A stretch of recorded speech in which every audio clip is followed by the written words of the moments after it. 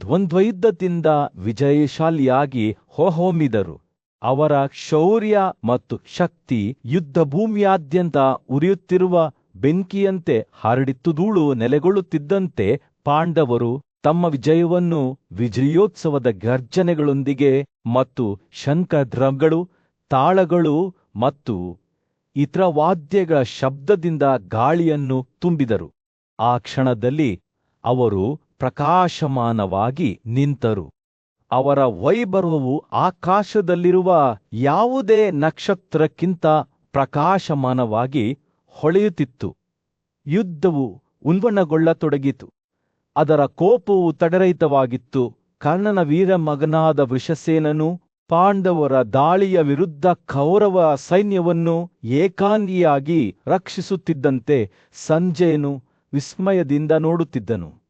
ಭ್ರಮೆಯ ಪರಾಕ್ರಮದ ಪ್ರದರ್ಶನದೊಂದಿಗೆ ಅವನು ಸಾವಿರಾರು ಬಾಣಗಳನ್ನು ಹೊಡೆದನು. ಅದು ಪುರುಷರು, ಕುದುರೆಗಳು, ರಥಗಳು ಮತ್ತು ಆನೆಗಳ ಮೇಲೆ ಚುಚ್ಚಿತ್ತು.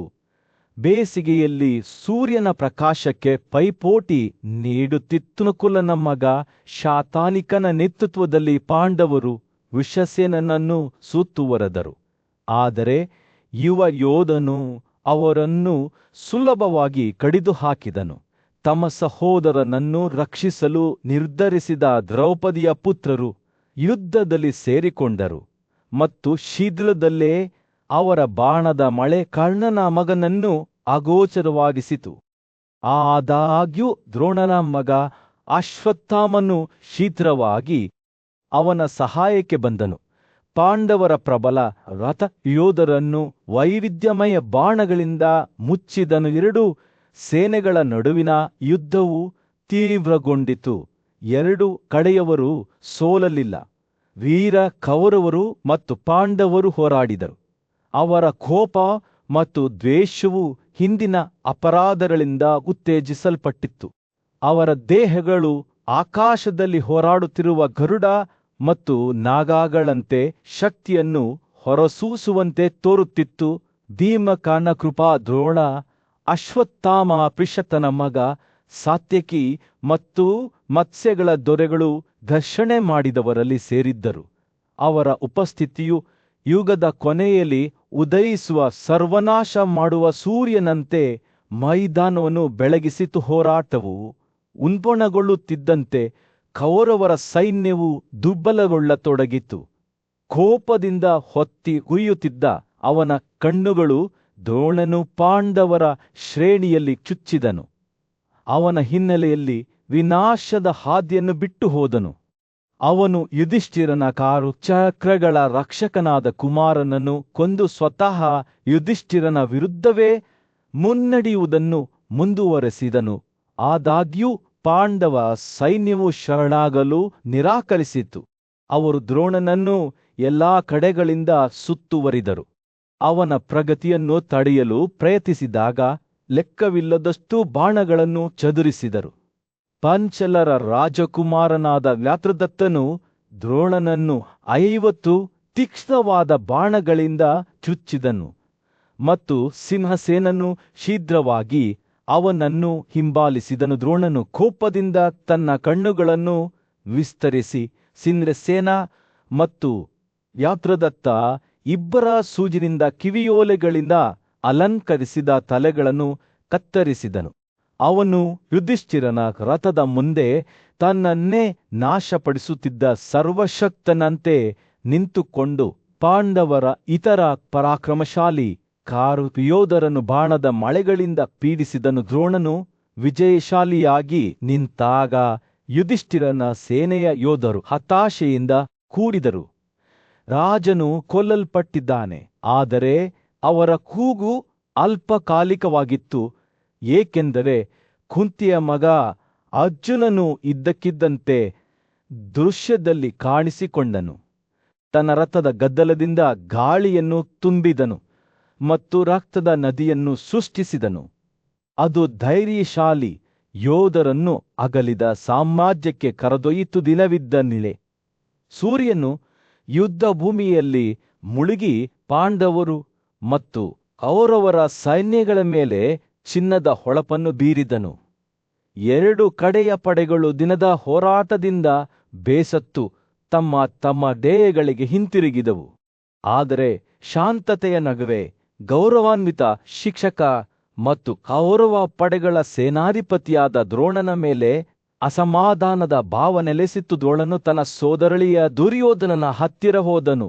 ಅವನ ಕಣ್ಣುಗಳು ಚಿಂತೆಯಿಂದ ತುಂಬಿದವು. ನಾನು ನಿನಗೆ ಮೊದಲೇ ಹೇಳಿದ್ದೇನೆ, ಅವನು ವಿಷಾದದಿಂದ ಭಾರವಾದ ಧ್ವನಿಯಲ್ಲಿ ಹೇಳಿದನು. ಅರ್ಜುನನು ಯುಧಿಷ್ಠಿರನ ಪಕ್ಕದಲ್ಲಿದ್ದಾಗ ಅವನು ಯುದ್ಧದಲ್ಲಿ ಅಜೇಯನಾಗಿದ್ದಾನೆ. ನಮ್ಮ ಅತ್ಯುತ್ತಮ ಪ್ರಯತ್ನಗಳ ಹೊರತಾಗಿಯೂ ನಾವು ಅವನನ್ನು ಸೋಲಿಸಲು ಸಾಧ್ಯವಾಗಲಿಲ್ಲ. ಅರ್ಜುನನ್ನು ಮಾತ್ರ ರಾಜನ ಕಡೆಯಿಂದ ದೂರವಿರಿಸಲು ಸಾಧ್ಯವಾದರೆ ನಾನು ಯುಧಿಷ್ಠಿರನನ್ನು ಹಿಡಿದು ನಿನ್ನ ನಿಯಂತ್ರಣಕ್ಕೆ ತರುತ್ತೇನೆ. ದುರ್ಯೋಧನನು ಸೂಕ್ಷ್ಮವಾಗಿ ಆಲಿಸಿದನು. ಅವನ ಮನಸ್ಸು ಸಾಧ್ಯತೆಗೊಂದಿಗೆ ಓಡುತ್ತಿತ್ತು. ದ್ರೋಣನು ಸರಿಯೆಂದು ಅವನಿಗೆ ತಿಳಿದಿತ್ತು. ಅರ್ಜುನನು ಯುದ್ಧ ಭೂಮಿಯಲ್ಲಿ ಎಣಿಸಬೇಕಾದ ಶಕ್ತಿಯಾಗಿದ್ದನು. ಆದ್ದರಿಂದ ಅವನು ಯುದ್ಧಕ್ಕಾಗಿ ಉತ್ಸುಕನಾಗಿದ್ದ ಯೋಧರ ಪ್ರಬಲ ಕುಲವಾದ ತ್ರಿಗರ್ತನದ ಕಡೆಗೆ ತಿರುಗಿದನು. ತ್ರಿಗರ್ತರ ನಾಯಕನಾದ ಸತ್ಯವ್ರತನು ತನ್ನ 4 ಸಹೋದರರೊಂದಿಗೆ ಮುಂದೆ ಬಂದನು. ಅರ್ಜುನನಿಂದ ನಾವು ಹಲವು ಬಾರಿ ಅವಮಾನಕ್ಕೊಳಗಾಗಿದ್ದೇವೆ ಎಂದು ದೃಢನಿಶ್ಚಯದಿಂದ ಕೂಗಿದ ಅವನ ಧ್ವನಿಯಲ್ಲಿ ಹೇಳಿದನು. ನಾವು ಅವನನ್ನು ಮೈದಾನದಿಂದ ಹೊರಗೆ ಕರೆದೊಯ್ದು ಕೊಲ್ಲುತ್ತೇವೆ, ಎಷ್ಟೇ ಬೆಲೆ ತೆತ್ತರೂ. ಆದ್ದರಿಂದ ತ್ರಿಗರ್ತರು ದುರ್ಯೋಧನನಿಗೆ ಪ್ರತಿಜ್ಞೆ ಮಾಡಿದರು. ಅವರು ಅರ್ಜುನನನ್ನು ಸೋಲಿಸುತ್ತಾರೆ ಅಥವಾ ಪ್ರಯತ್ನಿಸುತ್ತಾ ಸಾಯುತ್ತಾರೆ. ಅವರು ಈ ಉದಾತ್ತ ಕಾರ್ಯಕ್ಕೆ ತಮ್ಮ ಬದ್ಧತೆಯನ್ನು ಸಂಕೇತಿಸುತ್ತಾ ಯುದ್ಧಭೂಮಿಯಲ್ಲಿ ಬೆಂಕಿ ಹಚ್ಚಿದರು. ಮತ್ತು ಅವರು ಜ್ವಾಲೆಯ ಮುಂದೆ ನಿಂತಾಗ ಅವರು ದೇವತೆಗಳನ್ನು ಕರೆದರು. ಅವರು ಅರ್ಜುನನನ್ನು ಕೊಲ್ಲಲು ವಿಫಲವಾದರೆ ಎಂದಿಗೂ ಪ್ರತಿಜ್ಞೆ ಮಾಡದವರಿಗೆ ಮೀಸಲಾಗಿರುವ ಮರಣಾನಂತರದ ಪ್ರದೇಶಗಳು ತಮ್ಮದಾಗಿರುತ್ತವೆ ಎಂದು ಪ್ರತಿಜ್ಞೆ ಮಾಡಿದರು. ಏತನ್ಮಧ್ಯೆ ಯುಧಿಷ್ಠಿರನು ಅರ್ಜುನನನ್ನು ಕರೆಸಿದನು. ಅವನು ದ್ರೋಣನ ಯೋಜನೆಯ ಬಗ್ಗೆ ಹೇಳಿದನು. ನನ್ನ ಮಗನೇ, ನೀನು ನನ್ನನ್ನು ರಕ್ಷಿಸಬೇಕು ಎಂದು ಅವನು ಹೇಳಿದನು. ಅವನ ಕಣ್ಣುಗಳು ವಿಶ್ವಾಸದಿಂದ ತುಂಬಿದವು. ಆದ್ದರಿಂದ ಅರ್ಜುನನು ತನ್ನ ರಾಜನನ್ನು ರಕ್ಷಿಸಲು ಮತ್ತು ತನ್ನ ಪ್ರತಿಜ್ಞೆಯನ್ನು ಎತ್ತಿ ಹಿಡಿಯಲು ಸಿದ್ಧನಾಗಿ ತ್ರಿಗರ್ತನನ್ನು ಎದುರಿಸಲು ಹೊರಟನು. ಯುದ್ಧ ಭೂಮಿಯಲ್ಲಿ 2 ಸೈನ್ಯಗಳು ಘರ್ಷಣೆ ನಡೆಸುತ್ತಿದ್ದಾಗ ಡ್ರಮ್ ಮತ್ತು ಶಂಖಗಳ ಸದ್ದು ಗಾಳಿಯಲ್ಲಿ ಪ್ರತಿಧ್ವನಿಸಿತು.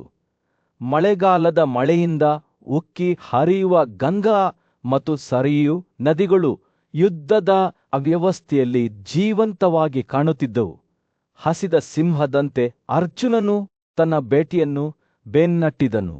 ತ್ರಿಗರ್ತರ ಮೇಲೆ ತನ್ನ ಕೋಪವನ್ನು ಹೊರಹಾಕಲು ಸಿದ್ಧನಾಗಿದ್ದನು. ರಾಜ್ಯದ ಅಡಿಪಾಯವನ್ನು ಅಲುಗಾಡಿಸುವ ಮತ್ತು ಅದರ ಆಡಳಿತಗಾರರ ಭವಿಷ್ಯವನ್ನು ನಿರ್ಧರಿಸುವ ಒಂದು ದೊಡ್ಡ ಮುಖಾಮುಖಿಯ ವೇದಿಕೆಯನ್ನು ಸಿದ್ಧಪಡಿಸಲಾಗಿತ್ತು. ಯೋಧರ ಅಸಾಧಾರಣ ಶಕ್ತಿಯಾದ ಸಂಸಪ್ತಕರು ತಮ್ಮ ಬಲವನ್ನು ಸಂಗ್ರಹಿಸುತ್ತಿದ್ದಂತೆ ಸೂರ್ಯನು ಯುದ್ಧಭೂಮಿಯ ವಿಶಾಲ ವಿಸ್ತಾರದ ಮೇಲೆ ಅಪ್ಪಳಿಸಿದನು. ಅವರ ಮುಖಗಳ ಮೇಲೆ ಸಂತೋಷ ಮತ್ತು ನಿರೀಕ್ಷೆಯೊಂದಿಗೆ ಅವರು ಅರ್ಧ ಚಂದ್ರನ ಆಕಾರದಲ್ಲಿ ಒಂದು ಶ್ರೇಣಿಯನ್ನು ರಚಿಸಿದರು. ಅವರ ರಥಗಳು ತೆರೆದ ಬಯಲಿನಲ್ಲಿ ಉಕ್ಕಿನ ಪಾಲ್ಯಾನ್ಸ್ನಂತೆ ನಿಂತಿದ್ದವು. ಕಿರೀಟರ ಅಲಂಕೃತ ಶಿರಸ್ತ್ರಾಣವನ್ನು ಹಿಡಿದಿರುವ ಪ್ರಸಿದ್ಧ ಯೋಧ ಅರ್ಜುನನು ಅವರ ಕಡೆಗೆ ಸವಾರಿ ಮಾಡುತ್ತಿದ್ದಾಗ ಸಂಸಪ್ತಕರ ಕಣ್ಣುಗಳು ಸಂತೋಷದಿಂದ ಬೆಳಗಿದವು. ಅವರು ಆಕಾಶದಾದ್ಯಂತ ಮತ್ತು 4 ಪ್ರಮುಖ ದಿಕ್ಕುಗಳಲ್ಲಿ ಪ್ರತಿಧ್ವನಿಸುವ ಗುಡುಗು ಕೂಗುಗಳನ್ನು ಹೊರಹಾಕಿದವು. ಅವರ ಧ್ವನಿಗಳು ವಿಜಯೋತ್ಸವದ ಸಿಂಹಗಳ ಕೋರಸ್ನಂತೆ. ಅವರು ತಮ್ಮ ಶತ್ರುತ್ವವನ್ನು ಎದುರಿಸಲು ಸಿದ್ಧರಾಗಿದ್ದಾಗ ಗಾಳಿಯು ಯುದ್ಧದ ಗದ್ದಲದಿಂದ ಪ್ರತಿಧ್ವನಿಸಿತು. ವಿವರಣೆಗಾರನಾದ ಸಂಜಯನು ಅರ್ಜುನನು ಸಂಸಪ್ತಕರ ಶ್ರೇಣಿಯನ್ನು ಸಮೀಪಿಸುತ್ತಿರುವಾಗ ತೀವ್ರ ಆಸಕ್ತಿಯಿಂದ ನೋಡಿದನು. ಒಂದು ನಗುವಿನ ಸುಳಿರಿನೊಂದಿಗೆ ಅವನು ಕೃಷ್ಣನ ಕಡೆಗೆ ತಿರುಗಿ, ಇಗೋ ನಿನ್ನ ತಾಯಿಗಾಗಿ ದೇವಕಿಯನ್ನು ಹೊಂದಿದ್ದ ನೀನು ಯುದ್ಧದಲ್ಲಿ ನಾಶವಾಗಲಿರುವ ಆ ತ್ರಿಗರ್ತ ಸಹೋದರರು ಅವರು ಅಳಬೇಕಾದ ಸಮಯದಲ್ಲಿ ಸಂತೋಷದಿಂದ ತುಂಬಿದ್ದಾರೆ ಎಂದು ಹೇಳಿದನು. ಅರ್ಜುನನ ಶಂಖವಾದ ದೇವದತ್ತನು ಅದನ್ನು ದೊಡ್ಡ ಶಕ್ತಿಯಿಂದ ಬೀಸುವಾಗ ಚಿನ್ನದಂತೆ ಹೊಳೆಯುತ್ತಿದ್ದನು. ಶಂಖದ ಗುಡುಗುವಿಕೆಯು ಕಿವುಡಾಗಿತ್ತು ಮತ್ತು ಸಂಸಪ್ತಕರ ಆತದ ಆತಿಥೇಯನು ಭಯದಿಂದ ಹೆಪ್ಪುಗಟ್ಟಿದನು. ಅವರ ಪ್ರಾಣಿಗಳು ಭಯದಿಂದ ಪಾರ್ಶ್ವವಾಯುವಿಗೆ ಒಳಗಾದವು. ಅವರು ಸಾಮೂಹಿಕ ಕೂಗನ್ನು ಹೊರಹಾಕಿದರು. ಅವರ ಕಣ್ಣುಗಳು ಭಯದಿಂದ ತೆರೆದಿದ್ದವು. ಯಾವುದೋ ಕಾಣದ ಶಕ್ತಿಯಿಂದ ಭಯಭೀತರಾಗಿದ್ದವು. ತ್ರಿಗರ್ತರು ತಮ್ಮ ಹಿಡಿತವನ್ನು ಮರಳಿ ಪಡೆದರು ಮತ್ತು ಅರ್ಜುನನ ಮೇಲೆ ಬಾಣಗಳನ್ನು ಹಾರಿಸಿದರು. ಆದರೆ ನುರಿತ ಯೋಧನು ಅವರನ್ನು ಸುಲಭವಾಗಿ ಕತ್ತರಿಸಿದನು. ಅವನು 5 ಮತ್ತು 10 ಬಾಣಗಳನ್ನು ಹೊಡೆದನು. ಗೋಧಿಯ ಮೂಲಕ ಕುಡುಗೋಲಿನಂತೆ ಕ್ಷಿಪಣಿಗಳ ಆಲಿಕಲ್ಲುಗಳನ್ನು ಕತ್ತರಿಸಿದನು. ಸಂಸಪ್ತಕರ ಬಾಣಗಳು ಅರ್ಜುನನ ಕಿರೀಟವನ್ನು ಚುಚ್ಚಿದವು. ಆದರೆ ಅವನು ದೃಢವಾಗಿ ನಿಂತನು. ತನ್ನ ಚಿನ್ನದ ಅಲಂಕೃತ ಶಿರಸ್ತ್ರಾಣವು ಹೊಸದಾಗಿ ಉದಯಿಸಿದ ಸೂರ್ಯನಂತೆ ಹೊಳೆಯುತ್ತಿತ್ತು. ಯುದ್ಧವು ತೀವ್ರಗೊಂಡಿತು. ಉಕ್ಕು ಮತ್ತು ರಕ್ತದ ಉನ್ಮಾದದಲ್ಲಿ 2 ಸೈನ್ಯಗಳು ಘರ್ಷಣೆ ನಡೆಸಿದವು. ತ್ರಿಗರ್ತರ ನಾಯಕ ಸುಧಾನ್ವಾನ್ ತನ್ನ ಜನರನ್ನು ಒಟ್ಟುಗೂಡಿಸಲು ಪ್ರಯತ್ನಿಸಿದನು. ಆದರೆ ಅರ್ಜುನನು ಪಟ್ಟು ಬಿಡದೇ ಇದ್ದನು. ಅಗಲವಾದ ತಲೆಯ ಬಾಣಗಳಿಂದ ಅವನು ಸ್ವಹನ ರಥವನ್ನು ಸುತ್ತುವರಿದ ಚರ್ಮದ ಬೇಲಿಯನ್ನು ಕತ್ತರಿಸಿ ಅವನ ಕುದುರೆಗಳನ್ನು ಕೊಂದು ಹಾಕಿದನು. ತ್ರಿಗರ್ತರು ಕುಗ್ಗಲು ಪ್ರಾರಂಭಿಸಿದಾಗ ಅವರ ಚಿನ್ನದಿಂದ ಮಾಡಿದ ಸ್ತಂಭಗಳು ನೆಲದ ಮೇಲೆ ಮುರಿದು ಬಿದ್ದವು.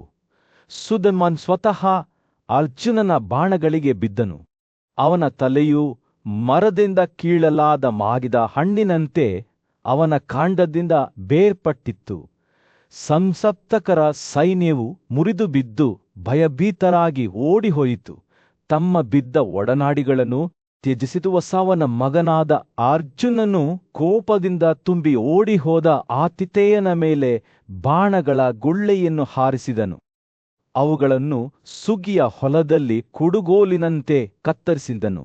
ಪಾರ್ಥನ ನೇರವಾದ ದಂಡೆಗಳು ಬಿರುಗಾಳಿಯಂತೆ ತಮ್ಮ ಶ್ರೇಣಿಯನ್ನು ಹರಿದು ಹೋಗುತ್ತಿದ್ದಂತೆ ತ್ರಿಗರ್ತರು ಹೆದರಿಕೆಯಿಂದ ಪಾರ್ಶ್ವವಾಯುವಿಗೆ ತುತ್ತಾಗಿ ಹೆಪ್ಪುಗಟ್ಟಿದ ಸ್ಥಿತಿಯಲ್ಲಿ ನಿಂತರು. ಅಂದ ಹಾಗೆ ಸಂಜೆಯನ್ನು ನೋಡುತ್ತಿದ್ದಂತೆ ಯುದ್ಧದಲ್ಲಿ ಶರಣಾಗಲು ನಿರಾಕರಿಸಿದ ತನ್ನ ಶತ್ರುಗಳಾದ ಸಂಸಪ್ತಕರತ್ತ ನೋಡುತ್ತಿರುವ ಅರ್ಜುನನ ಕಣ್ಣುಗಳು ದೃಢ ನಿಶ್ಚಯದಿಂದ ಹೊಳೆಯುತ್ತಿದ್ದವು. ಅವನು ತನ್ನ ಸಾರಥಿ ಮತ್ತು ಸ್ನೇಹಿತನಾದ ಕೃಷ್ಣನ ಕಡೆಗೆ ತಿರುಗಿ ಕುದುರೆಗಳನ್ನು ಮುಂದಕ್ಕೆ ಓಡಿಸಲು ಪ್ರೇರೇಪಿಸಿದನು. ನನ್ನ ತೋಳುಗಳು ಮತ್ತು ಬಿಲ್ಲುಗಳ ನಿಜವಾದ ಶಕ್ತಿಯನ್ನು ಅವರಿಗೆ ತೋರಿಸೋಣ ಎಂದು ಅರ್ಜುನನು ಘೋಷಿಸಿದನು. ನಿರೀಕ್ಷೆಯಿಂದ ನಡುಗಿದ ಅವನ ಧ್ವನಿಯು ಇಂದು ನಾನು ಅವರ ಮೇಲೆ ಯುಗಯುಗಗಳವರೆಗೆ ನೆನಪಿನಲ್ಲಿ ಉಳಿಯುವ ಕೋಪವನ್ನು ಬಿಚ್ಚಿಡುತ್ತೇನೆ. ಕೃಷ್ಣನು ಮುಗುಳ್ನಕ್ಕನು. ಅವನ ಕಣ್ಣುಗಳು ವಿನೋದದಿಂದ ಮಿನುಗುತ್ತಿದ್ದವು. ಅವನು ಒಪ್ಪಿಗೆಯಾಗಿ ತಲೆಯಾಡಿಸಿದನು. ಅವನು ರಥದ ಕುದುರೆಗಳ ನಿಯಂತ್ರಣವನ್ನು ಹಿಡಿದುಕೊಂಡನು ಮತ್ತು ಅವು ಜೀವಂತ ಜ್ವಾಲೆಗಳಂತೆ ಮುಂದಕ್ಕೆ ಹಾರಿಹೋದವು. ಕಾರು ಸ್ವತಃ ಜೀವಂತವಾಗಿ ಬಂದಂತೆ ತೋರುತ್ತಿತ್ತು. ಅದರ ಚಕ್ರಗಳು ವೇಗ ಮತ್ತು ಉಗ್ರತೆಯಿಂದ ತಿರುಗುತ್ತಿದ್ದವು. ಅದು ಅದನ್ನು ನೋಡಿದ ಎಲ್ಲರನ್ನೂ ದಿಗ್ಭ್ರಮೆಗೊಳಿಸಿತು. ಅವರು ಸಂಸಪ್ತಕರ ಕಡೆಗೆ ಓಡುತ್ತಿರುವಾಗ ಅರ್ಜುನನು ತನ್ನ ಗಾಂಧಿವ ಬಿಲ್ಲನ್ನು ಹಿಡಿದುಕೊಂಡನು. ಅದರ ದಾರವು ಒತ್ತಡದಿಂದ ಕೂಗುತ್ತಿತ್ತು. ಯುದ್ಧವು ಉಲ್ಬಣಗೊಂಡಿತ್ತು. ಸಂಸ್ಕೃತಕರು ಅರ್ಜುನ ಮತ್ತು ಕೃಷ್ಣರನ್ನು ಬಿರುಗಾಳಿಯ ಸಮುದ್ರದಂತೆ ಸುತ್ತುವರೆದರು. ಆದರೆ ಅರ್ಜುನನು ಧೈರ್ಯವಾಗಿರಲಿಲ್ಲ. ಬಾಣದ ನಂತರ ಬಾಣವನ್ನು ಹಾರಿಸುವಾಗ ಅವರ ಗಮನವು ಶತ್ರುಗಳ ರೆಕ್ಕೆಗಳ ಮೇಲೆ ಕೇಂದ್ರೀಕೃತವಾಗಿತ್ತು. ಪ್ರತಿಯೊಂದು ತನ್ನದೇ ಆದ ಗುರುತುಗಳನ್ನು ಮಾರಣಾಂತಿಕ ನಿಖರತೆಯಿಂದ ಕಂಡುಕೊಂಡಿತ್ತು. ಗಾಳಿಯು ಘರ್ಷಣೆ ಮಾಡುವ ಉಕ್ಕಿನ ಕೋಲಾಹಲದಿಂದ ಮತ್ತು ಗಾಯಗೊಂಡವರ ಕೂಗುಗಳಿಂದ ತುಂಬಿತ್ತೀತ ಮಧ್ಯೆ ಅರ್ಜುನನ ಕೋಪವು ತೀವ್ರಗೊಳ್ಳುತ್ತಿದ್ದಂತೆ ಕೃಷ್ಣನು ಚಿಂತೆ ಮತ್ತು ಮೆಚ್ಚುಗೆಯ ಮಿಶ್ರಣದಿಂದ ನೋಡಿದನು. ತನ್ನ ಸ್ನೇಹಿತನ ಕೋಪವನ್ನು ಕಡಿಮೆ ಅಂದಾಜು ಮಾಡಬಾರದು ಎಂದು ಅವನಿಗೆ ತಿಳಿದಿತ್ತು, ಏಕೆಂದರೆ ಈ ಕ್ಷಣದಲ್ಲಿ ಅರ್ಜುನನು ಪ್ರಕೃತಿಯ ಶಕ್ತಿಯಾಗಿದ್ದನು, ತಡೆಯಲಾಗದ ಮತ್ತು ಪಟ್ಟುಬಿಡದನು. ಯುದ್ಧವು ಉಲ್ಬಣಗೊಳ್ಳುತ್ತಿದ್ದಂತೆ ಕೃಷ್ಣನ ಮಾತುಗಳು ಯುದ್ಧದ ಗದ್ದಲದಲ್ಲಿ ಕಳೆದು ಹೋದವು. ಓ ಪಾರ್ಥ, ನೀನು ಎಲ್ಲಿದ್ದೀಯಾ? ನಾನು ನಿನ್ನನ್ನು ನೋಡುತ್ತಿಲ್ಲ. ಆದರೆ ಅರ್ಜುನನು ಹಠ ಬಿಡಲಿಲ್ಲ. ತನ್ನ ಗುರಿಯತ್ತ ತನ್ನ ಮನಸ್ಸನ್ನು ಕೇಂದ್ರೀಕರಿಸಿದನು. ಅದು ಎಲ್ಲಿಂದಲೂ ಮತ್ತು ಎಲ್ಲೆಡೆಯಿಂದಲೂ ಏಕಕಾಲದಲ್ಲಿ ಬರುವಂತೆ ತೋರುತ್ತಿತ್ತು. ಸಂಸಪ್ತಕರು ಹಿಂದೆ ಸರಿದರು. ಅವರ ಸಾಲುಗಳು ದಾಳಿಯ ಅಡಿಯಲ್ಲಿ ಅಲುಗಾಡುತ್ತಿದ್ದವು. ತದನಂತರ ಒಂದು ಕ್ಷಣದಲ್ಲಿ ಯುದ್ಧದ ಉಬ್ಬರವಿಳಿತವು ತಿರುಗಿತು, ಏಕೆಂದರೆ ಅರ್ಜುನನ ವಾಯುವಿನ ಆಯುಧವು ಶತ್ರುಗಳ ಬಾಣದ ಮಳೆಗಳನ್ನು ಹೊರಹಾಕಿತು, ಅವುಗಳನ್ನು ಒಡ್ಡಿತ್ತು ಮತ್ತು ದುರ್ಬಲಗೊಳಿಸಿತು. ಧೂಳು ನೆಲೆಗೊಳ್ಳುತ್ತಿದ್ದಂತೆ ಯುದ್ಧದ ಮೈದಾನವು ತನ್ನ ನಿಜವಾದ ಭೀತಿಯನ್ನು ಬಹಿರಂಗಪಡಿಸಿತು. ಶರತ್ಕಾಲದ ಎಲೆಗಳಂತೆ ಅವುಗಳ ಕಾಂಡಗಳಿಂದ ಹರಿದು ಹೋದ ದೇಹಗಳ ಸಮುದ್ರ ಘರ್ಷಣೆ ಉಕ್ಕಿನ ಶಬ್ದವು ಮುಸುಕಾಯಿತು. ಅದರ ಬದಲಿಗೆ ಸಾಯುತ್ತಿರುವವರ ಕೂಗುಗಳು ಮತ್ತು ದುಃಖಿತರ ಕೂಗುಗಳು. ಮತ್ತು ಈ ಹತ್ಯಾಕಾಂಡದ ಮಧ್ಯದಲ್ಲಿ ಅರ್ಜುನ ರಥವು ದೀಪದಂತೆ ಹೊಳೆಯಿತು. ಅದರ ಚಕ್ರಗಳು ಇನ್ನೂ ಮಾರಣಾಂತಿಕ ಕೋಪದಿಂದ ತಿರುಗುತ್ತಿವೆ. ಅದು ಎಲ್ಲಾ ಕಾರಣಗಳನ್ನು ನಿರಾಕರಿಸುವಂತೆ ತೋರುತ್ತದೆ. ಆದರೆ ಯುದ್ಧವು ಉಲ್ಬಣಗೊಳ್ಳುತ್ತಿದ್ದಂತೆಯೇ ಮತ್ತೊಂದು ಅಪಾಯವು ಹೊರಹೊಮ್ಮಿತು. ಮಹಾನ್ ಯೋಧ ಮತ್ತು ಶಿಕ್ಷಕನಾದ ದ್ರೋಣನು ತನ್ನ ಪಡೆಗಳನ್ನು ಒಟ್ಟುಗೂಡಿಸಿ ಈಗ ಯುಧಿಷ್ಠಿರನ ಕಡೆಗೆ ಸಾಗುತ್ತಿದ್ದನು. ಅವನನ್ನು ವಶಪಡಿಸಿಕೊಳ್ಳಲು ನಿರ್ಧರಿಸಿದನು. ಉಕ್ಕಿನ ಮತ್ತೊಂದು ಘರ್ಷಣೆಗೆ ವೇದಿಕೆ ಸಿದ್ಧವಾಗಿತ್ತು. ಕೌರವರು ಮತ್ತು ಪಾಂಡವರ ಒಟ್ಟುಗೂಡಿದ ಸೈನ್ಯಗಳ ಮೇಲೆ ಚಿನ್ನದ ಹೊಳಪನ್ನು ಬೀರಿದ ಸೂರ್ಯನು ವಿಶಾಲವಾದ ಯುದ್ಧಭೂಮಿಯ ಮೇಲೆ ಏಳಲೇ ಇಲ್ಲ. ರಾಜನ ಸಾರಥಿಯಾದ ಸಂಜಯನು ರಾಜ ಧೃತರಾಷ್ಟ್ರನ ಪಕ್ಕದಲ್ಲಿ ನಿಂತು ಸಂಭವಿಸಲಿರುವ ಘಟನೆಗಳನ್ನು ವಿವರಿಸುತ್ತಿದ್ದನು. ಭಾರದ್ವಾಜನ ಮಗನಾದ ಪರಾಕ್ರಮಶಾಲಿ ಯೋಧ ಅರ್ಜುನನು ಯುದ್ಧಕ್ಕೆ ಸಿದ್ಧನಾಗುತ್ತಿರುವಾಗ ಅವನು ತನ್ನ ಸ್ನೇಹಿತೆ ಸುದಾನನ ಕಡೆಗೆ ತಿರುಗಿ, ಓ ರಾಜನೇ, ನಾನು ನಿನ್ನವನ್ನು ಸಂಸಪ್ತಕರೊಂದಿಗೆ ಪಾರ್ಥನ ಮುಖಾಮುಖಿಯಾಗಲು ನಾನು ವ್ಯವಸ್ಥೆ ಮಾಡಿದ್ದೇನೆ ಎಂದು ಹೇಳಿದನು. ಅವನ ಮುಖದ ಮೇಲೆ ದೃಢವಾದ ನೋಟದಿಂದ ಅರ್ಜುನು ಶತ್ರು ಪಡೆಗಳನ್ನು ಎದುರಿಸಲು ಹೊರಟು ಹೋದನೇತ ಮಧ್ಯೆ ಕೌರವರ ಹೆಸರಾಂತ ಶಿಕ್ಷಕನಾದ ದ್ರೋಣನು ತನ್ನ ಸೈನ್ಯವನ್ನು ಗರುಡನ ರೂಪದಲ್ಲಿ ಸಜ್ಜುಗೊಳಿಸಿ ಅದರ ತಲೆಯ ಮೇಲೆ ತನ್ನನ್ನು ಇರಿಸಿಕೊಂಡಿದ್ದನು. ಅವನ ಮಗ ಅಶ್ವತ್ಥಾಮನು ಪಕ್ಷಿಯಂತಹ ರಚನೆಯ ಒಂದು ಕಣ್ಣನ್ನು ರೂಪಿಸಿದನು. ಆದರೆ ರಾಜ ದುರ್ಯೋಧನ ಮತ್ತು ಅವನ ಚಿಕ್ಕಪ್ಪ ಅದರ ಕೊಕ್ಕಿನ ಮೇಲೆ ಕಾವಲು ಕಾಯುತ್ತಿದ್ದರು. ನೂರಾರು ಮತ್ತು ಸಾವಿರಾರು ಆನೆಗಳು, ಕುದುರೆಗಳು, ಕಾರುಗಳು ಮತ್ತು ಪಾದಚಾರಿಗಳನ್ನು ಅದರ ಕುತ್ತಿಗೆಯಲ್ಲಿ ನಿಲ್ಲಿಸಿದ್ದ ಸೈನ್ಯವು ನೋಡಲು ಅದ್ಭುತವಾಗಿತ್ತು. ಗರುಡದ ಹಿಂಭಾಗದಲ್ಲಿ ಕಳಿಂಗರು, ಅಮ್ಮಸ್ತರು, ಮಗಧರು, ಪೌಂದ್ರರು, ಮದ್ರಕರು, ಗಾಂಧಾರರು, ಸಕುನರು, ಪೂರ್ವದವರು, ಪರ್ವತಾರೋಹಿಗಳು ಮತ್ತು ವಾಸತಿಗಳು ಹಿಂದಿನಿಂದ ಯಾವುದೇ ಬೆದರಿಕೆಯನ್ನು ಎದುರಿಸಲು ಸಿದ್ಧವಾಗಿ ನಿಂತರು. ರಚನೆಯ ಬಾಲದಲ್ಲಿ ವಿಕರ್ತನನ ಮಗ ಕರ್ಣನು ತನ್ನ ಪುತ್ರರು, ಸಂಬಂಧಿಕರು ಮತ್ತು ಸ್ತ್ರೀಯರಿಂದ ಸುತ್ತುವರಿದ ಎತ್ತರದಲ್ಲಿ ನಿಂತೆರಡು ಸೈನ್ಯಗಳು ಮುಖಾಮುಖಿಯಾದಾಗ ಅವರ ಪಾದಗಳ ಕೆಳಗೆ ಭೂಮಿಯು ನಡುಗಿತು. ಪೂರ್ವ ರಾಜ್ಯದ ಆಡಳಿತಗಾರನಾದ ಪ್ರಾಜ್ಯೋತಿಷನು ತನ್ನ ಭವ್ಯವಾದ ಆನೆಯ ಮೇಲೆ ಸವಾರಿ ಮಾಡಿ ತನ್ನ ಎಲ್ಲ ವೈಭವದಲ್ಲಿ ಉದಯಿಸುತ್ತಿರುವ ಸೂರ್ಯನಂತೆ ಕಾಣುತ್ತಿದ್ದನು. ಅವನ ಸೈನ್ಯವು ಉಕ್ಕಿನ ಸಮುದ್ರವಾಗಿತ್ತು. ಬೆಟ್ಟ ಪ್ರದೇಶಗಳ ರಾಜರು ದೇವತೆಗಳಂತೆ ಅವನನ್ನು ಸುತ್ತುವರಿದಿದ್ದರು. ಪಾಂಡವರ ರಾಜ ಯುಧಿಷ್ಠಿರನು ಅಸಾಧಾರಣವಾದ ಶ್ರೇಣಿಯನ್ನು ನೋಡಿ ಸಲಹೆಗಾಗಿ ದೃಷ್ಟದ್ಯುಮ್ನನ ಕಡೆಗೆ ತಿರುಗಿದನು. ಓ ದೇವರೇ, ಅವನು ನಾನು ದ್ರೋಣನಿಂದ ಸೆರೆಯಾಗದಂತೆ ಕ್ರಮಗಳನ್ನು ತೆಗೆದುಕೊಳ್ಳೋಣ ಎಂದು ಹೇಳಿದನು.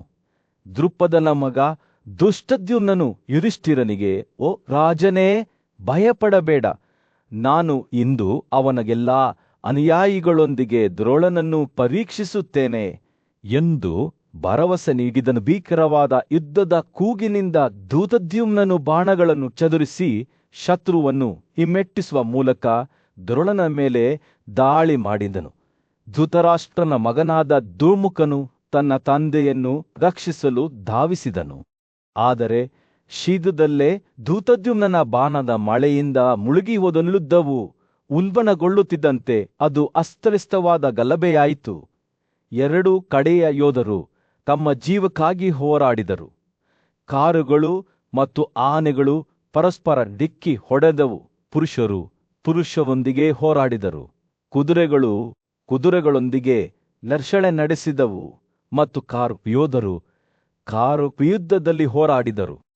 ಗುರುವಾದ ದ್ರೋಣನು ಯುಧಿಷ್ಠಿರನು ತನ್ನ ಮುಂದೆ ನಿರ್ಭೀತರಾಗಿ ನಿಂತಿರುವುದನ್ನು ನೋಡಿದಾಗ ಸೂರ್ಯನು ಯುದ್ಧ ಭೂಮಿಯಲ್ಲಿ ಅಪ್ಪಳಿಸಿದನು. ಬಾಣಗಳ ದಟ್ಟವಾದ ಸುರಿಯೊಂದಿಗೆ ದ್ರೋಣನು ಪಾಂಡವನ ರಾಜಕುಮಾರನನ್ನು ಸ್ವೀಕರಿಸಿದನು. ಯುಧಿಷ್ಠಿರನ ಸೈನ್ಯದ ಪಡೆಗಳ ಮೂಲಕ ಆಘಾತದ ಅಲೆಗಳನ್ನು ಕಳುಹಿಸಿದನು. ಆ ಶಬ್ದವು ಆನೆ ಹಿಂಡಿನ ಮೇಲೆ ದಾಳಿ ಮಾಡುವ ಪ್ರಬಲ ಸಿಂಹದಂತಿತ್ತು ಮತ್ತು ಪಂಚಾಲನ ಮಗನಾದ ಧೈರ್ಯಶಾಲಿ ಸತ್ಯಜಿತ್ ಯುಧಿಷ್ಠಿರನ ಸಹಾಯಕ್ಕೆ ಧಾವಿಸಿದನು. ಆದಾಗ್ಯೂ ದ್ರೋಣನನ್ನು ಕಡಿಮೆ ಅಂದಾಜು ಮಾಡಲಾಗುತ್ತಿರಲಿಲ್ಲ. ಅವನು ಒಬ್ಬ ನಿಪುಣ ಯೋಧನಾಗಿದ್ದನು. ಯುದ್ಧದಲ್ಲಿ ತನ್ನ ಪರಾಕ್ರಮಕ್ಕೆ ಹೆಸರುವಾಸಿಯಾಗಿದ್ದನು. ದೊಡ್ಡ ಶಕ್ತಿಯಿಂದ ಅವನು ಸತ್ಯಜಿತನೊಂದಿಗೆ ಘರ್ಷಣೆ ಮಾಡಿದನು. ಅವರು ಬಾಣದ ನಂತರ ಬಾಣವನ್ನು ವಿನಿಮಯ ಮಾಡಿಕೊಳ್ಳುವಾಗ ಅವರ ಬಿಲ್ಲುಗಳು ಮೊಳಗಿದವು. ಇಬ್ಬರು ಯೋಧರು ಇಂದ್ರ ಮತ್ತು ವಾಲಿಯಂತೆ ಹೋರಾಡಿದರು. ಅವರ ಚಲನೆಗಳು ವೇಗವಾಗಿ ಮತ್ತು ಮಾರಣಾಂತಿಕವಾಗಿದ್ದವು. ದ್ರೋಣನ ಉಗ್ರತೆಯಿಂದ ಹೆದರಿಕೊಳ್ಳದ ಸತ್ಯಜಿತ್ ಪ್ರಬಲವಾದ ಆಯುಧವನ್ನು ಬಳಸಿ ಗುರುವನ್ನು ತೀಕ್ಷ್ಣವಾದ ಬಾಣಗಳಿಂದ ಚುಚ್ಚಿದನು. ಅವನು ದ್ರೋಣನ ರಥಧಾರಿಗೆ 5 ಮಾರಣಾಂತಿಕ ಬಾಣಗಳಿಂದ ಹೊಡೆದನು. ಪ್ರತಿಯೊಂದೂ ಸಾವಿನಂತೆ ಕಾಣುತ್ತಿತ್ತು. ರಥಧಾರಿ ಬಿದ್ದನು. ಅವನ ಇಂದ್ರಿಯಗಳು ಯುದ್ಧದಲ್ಲಿ ಕಳೆದು ಹೋದವು. ಕೋಪಗೊಂಡ ಸತ್ಯಜಿತ್ ಶೀಘ್ರವಾಗಿ ದ್ರೋಣನ ಕುದುರೆಗಳನ್ನು 10 ದಂಡೆಗಳಿಂದ ಚುಚ್ಚಿದನು ಮತ್ತು ಅವನನ್ನು ಕೋಪದಿಂದ ತುಂಬಿಸಿದನು. ನಂತರ ಅವನು ದ್ರೋಣನ ಶತ್ರುವಿನ ಕೃಶನ ಮಟ್ಟವನ್ನು ಕತ್ತರಿಸಿದನು. ದ್ರೋಣನು ಈ ಸಾಧನೆಗಳನ್ನು ನೋಡಿದನು ಮತ್ತು ಸತ್ಯಜಿತನನ್ನು ಬೇರೆ ಜಗತ್ತಿಗೆ ಕಳುಹಿಸಲು ಮಾನಸಿಕವಾಗಿ ನಿರ್ಧರಿಸಿದನು. ಗುರುವು ಸತ್ಯಜಿತನ ಬಿಲ್ಲನ್ನು ಅದರ ಮೇಲೆ ಇರಿಸಿದ ಬಾಣದಿಂದ ತ್ವರಿತವಾಗಿ ಕತ್ತರಿಸಿದನು ಮತ್ತು ಅದರೊಳಗೆ ನುಗ್ಗುವ ಸಾಮರ್ಥ್ಯವಿರುವ 10 ಬಾಣಗಳಿಂದ ಅವನನ್ನು ಚುಚ್ಚಿದನು. ವಿಚಲಿತರಾಗದೆ ಸತ್ಯಜಿತ್ ತ್ವರಿತವಾಗಿ ಮತ್ತೊಂದು ಬಿಲ್ಲನ್ನು ಎತ್ತಿಕೊಂಡು ಕನ್ಕ ಪಕ್ಷಿಯ ಗರಿಗಳಿಂದ ರೆಕ್ಕೆಗಳಿರುವ 30 ಬಾಣಗಳಿಂದ ದ್ರೋಣನಿಗೆ ಹೊಡೆದನು. ಪಾಂಡವರು ಈ ಪ್ರದರ್ಶನದಲ್ಲಿ ಸಂತೋಷದಿಂದ ಕೂಗಿದರು. ತಮ್ಮ ಬಟ್ಟೆಗಳನ್ನು ಬೀಸುತ್ತಾ ದ್ರೋಣನು ಹೀಗೆ ಸತ್ಯಜಿತನನ್ನು ಎದುರಿಸುತ್ತಿರುವುದನ್ನು ನೋಡಿದರು. ಆದರೆ ದ್ರೋಣನು ಸೋಲಿನಿಂದ ದೂರವಿದ್ದನು. ಅವನು ತನ್ನ ಎಲ್ಲಾ ಶಕ್ತಿಯನ್ನು ಒಟ್ಟುಗೂಡಿಸಿ ತನ್ನ ಕಣ್ಣುಗಳನ್ನು ಅಗಲವಾಗಿ ತೆರೆದನು ಮತ್ತು ಸತ್ಯಜಿತ್ ಮತ್ತು ವಿಕಾ ಇಬ್ಬರ ಬಿಲ್ಲುಗಳನ್ನು ಕತ್ತರಿಸಿದನು. ಅವರೂ ದಂಡೆಗಳಿಂದ ದ್ರೋಣನು ತನ್ನ ರಥ ಮತ್ತು ಕುದುರೆಗಳಿಂದ ವಿಕವನ್ನು ಕೊಂದು ಹಾಕಿದನು. ಸತ್ಯಜಿತ್ ಮೊದಲಿಗಿಂತ ಕಠಿಣವಾದ ಮತ್ತೊಂದು ಬಿಲ್ಲನ್ನು ಎತ್ತಿಕೊಂಡು ದ್ರೋಣನ ಕುದುರೆಗಳು, ರಥ ಮತ್ತು ದಂಡೆಯನ್ನು ಚುಚ್ಚಿದನು. ಗುರುವಿಗೆ ಈ ಕೃತ್ಯವನ್ನು ತಡೆಯಲು ಸಾಧ್ಯವಾಗಲಿಲ್ಲ ಮತ್ತು ಅವನು ಶೀಘ್ರವಾಗಿ ಪಂಚಲ ರಾಜಕುಮಾರನ ಮೇಲೆ ತನ್ನ ಬಾಣಗಳನ್ನು ಹಾರಿಸಿದ ದ್ರೋಣನು ಸತ್ಯಜಿತನ ಕುದುರೆಗಳು ಮತ್ತು ಸ್ಟ್ಯಾಂಡರ್ಡ್ಗಳನ್ನು ನಿರಂತರವಾದ ಬಾಣಗಳಿಂದ ಹಾಗೆಯೇ ಅವನ ಬಿಲ್ಲಿನ ಹ್ಯಾಂಡಲ್ ಮತ್ತು 2 ಪಾರ್ಷಂಡಿ ಚಾಲಕರಿಂದ ಮುಚ್ಚಿದನು. ಆದರೆ ಅವನ ಬಿಲ್ಲುಗಳನ್ನು ಪದೇ ಪದೇ ಕತ್ತರಿಸಲಾಗಿದ್ದರೂ ಸತ್ಯಜಿತ್ ಅವನೊಂದಿಗೆ ಹೋರಾಡುವುದನ್ನು ಮುಂದುವರಿಸಿದನು. ಅತ್ಯುನ್ನತ ಶಸ್ತ್ರಾಸ್ತ್ರಗಳೊಂದಿಗೆ ಪರಿಚಿತನಾಗಿದ್ದನು. ಯುದ್ಧವು ತೀವ್ರಗೊಳ್ಳುತ್ತಿದ್ದಂತೆ ದ್ರೋಣನು ಅರ್ಧಚಂದ್ರಾಕಾರದ ಬಾಣದಿಂದ ಸತ್ಯಜಿತನ ತಲೆಯನ್ನು ಕತ್ತರಿಸಿದನು. ಪಾಂಚಾಲರ ರಾಜಕುಮಾರನು ಬಿದ್ದನು ಮತ್ತು ಭಯ ಮತ್ತು ಕುತೂಹಲದ ಮಿಶ್ರಣವಾಗಿ ಧೃತರಾಷ್ಟ್ರನ ಮಾತುಗಳು ಗಾಳಿಯಲ್ಲಿ ತೂಗಾಡುತ್ತಿರುವಾಗ ಸೂರ್ಯನು ಯುದ್ಧಭೂಮಿಯಲ್ಲಿ ಬೀಳುತ್ತಾನೆ. ಹೇ ಸಂಜಯ, ನನಗೆ ಹೇಳು. ಆಶ್ಚರ್ಯದಿಂದ ಕೂಡಿದ ಅವನ ಧ್ವನಿಯಲ್ಲಿ ತನ್ನ ಸೈನ್ಯದ ತಲೆಯ ಮೇಲೆ ನಿಂತಿರುವ ಆ ಪ್ರಬಲ ಬಿಲ್ಲುಗಾರನಾದ ದ್ರೋಣನ ಬಳಿಗೆ ಬಂದ ಆ ಧೈರ್ಯಶಾಲಿ ಯೋಧರು ಯಾರು ಎಂದನು. ಸಂಜಯನ ಕಣ್ಣುಗಳು ಆ ದಿನದ ಘಟನೆಗಳನ್ನು ವಿವರಿಸಲು ಪ್ರಾರಂಭಿಸಿದಾಗ ದಿಗಂತವನ್ನು ದಿಟ್ಟಿಸಿದವು. ಪಾಂಚಾಲರು, ಪಾಂಡವರು, ಮತ್ಸ್ಯರು, ಸುಂಜೇಯರು, ಛೇದಿಗಳು ಮತ್ತು ಕಾಳಿಕೆಯರೆಲ್ಲರನ್ನೂ ದ್ರೋಣನ ಬಾಣಗಳು ಸೋಲಿಸಿದವು. ಅವರ ಪಡೆಗಳು ಚಂಡಮಾರುತದಿಂದ ಅಪ್ಪಳಿಸಿದ ಸಾಗರದಲ್ಲಿ ನಳಿಕೆಗಳಂತೆ ಮುರಿದವು. ಸಂಜೆ ಮಾತನಾಡುತ್ತಿದ್ದಂತೆ ಲಿಯೋನಿನ ಕೂಗುಗಳು ಮತ್ತು ಘರ್ಷಣೆ ಉಕ್ಕಿನ ಶಬ್ದವು ಮೈದಾನದಾದ್ಯಂತ ಪ್ರತಿಧ್ವನಿಸಿತು. ಕರ್ಣನನ್ನು ಉದ್ದೇಶಿಸಿ ಮಾತನಾಡುವಾಗ ದುರ್ಯೋಧನನ ಧ್ವನಿಯು ಗದ್ದಲದ ಮೇಲೆ ಏರಿತು. ಅವನ ಮಾತುಗಳು ವಿಜಯೋತ್ಸವದಿಂದ ಸುರಿಯತೊಡಗಿದವು.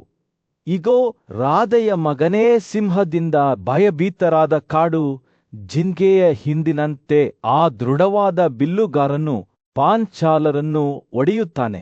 ಅವರು ಯುದ್ಧಕ್ಕೆ ಹಿಂತಿರುಗುವುದಿಲ್ಲ. ದ್ರೋಣನು ಚಂಡಮಾರುತದಲ್ಲಿ ಪ್ರಬಲವಾದ ಮರಗಳಂತೆ ಅವುಗಳನ್ನು ಒಡೆದಿದ್ದಾನೆ. ಪರಿಸ್ಥಿತಿಯನ್ನು ಅವಲೋಕಿಸುವಾಗ ಕರ್ಣನು ಗಮನವಿಟ್ಟು ಆಲಿಸಿದನು. ಅವಳ ಕಣ್ಣುಗಳು ಕಿರಿದಾದವು. ಇಲ್ಲ, ನನ್ನ ರಾಜ. ಅವರ ಧ್ವನಿಯು ಸ್ಥಿರ ಮತ್ತು ಶಾಂತವಾಗಿತ್ತು. ಪಾಂಡವರು ಈ ಹೋರಾಟವನ್ನು ಕೈಬಿಡುವುದಿಲ್ಲ.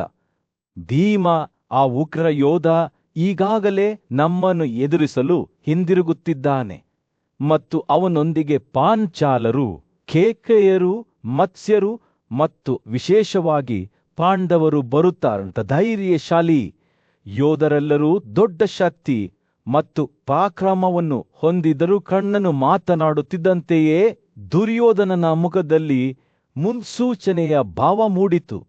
ತನ್ನ ಸಹೋದರನು ಹೇಳಿದ್ದು ಸರಿ ಎಂದು ಅವನಿಗೆ ತಿಳಿದಿತ್ತು. ಶೀಘ್ರದಲ್ಲೇ ದ್ರೋಣನ ಮೇಲೆ ಹೊರೆಯು ಸಹಿಸಲಾರದಷ್ಟು ದೊಡ್ಡದಾಗುತ್ತದೆ.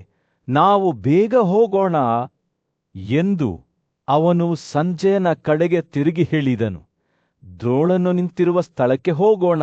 ಆ ಯೋಧರು ಅವನನ್ನು ಬಲವಾದ ಆನೆಯ ಮೇಲೆ ದಾಳಿ ಮಾಡುವ ತೋಳಗಳಂತೆ ಕೊಲ್ಲಲು ನಾವು ಬಿಡಬಾರದು. ಈ ಮಾತುಗಳೊಂದಿಗೆ ರಾಜ ಮತ್ತು ಅವನ ಸಹೋದರರು ಯುದ್ಧದ ಕೇಂದ್ರಬಿಂದುವನ್ನು ಸಮೀಪಿಸುತ್ತಿದ್ದಂತೆ ಉದ್ದೇಶಪೂರ್ವಕವಾಗಿ ಭಾರವಾದ ಹೆಜ್ಜೆ ಗುರುತುಗಳನ್ನು ಹಿಡಿದುಕೊಂಡು ದ್ರೋಣನ ರಥದ ಕಡೆಗೆ ಹೊರಟರು.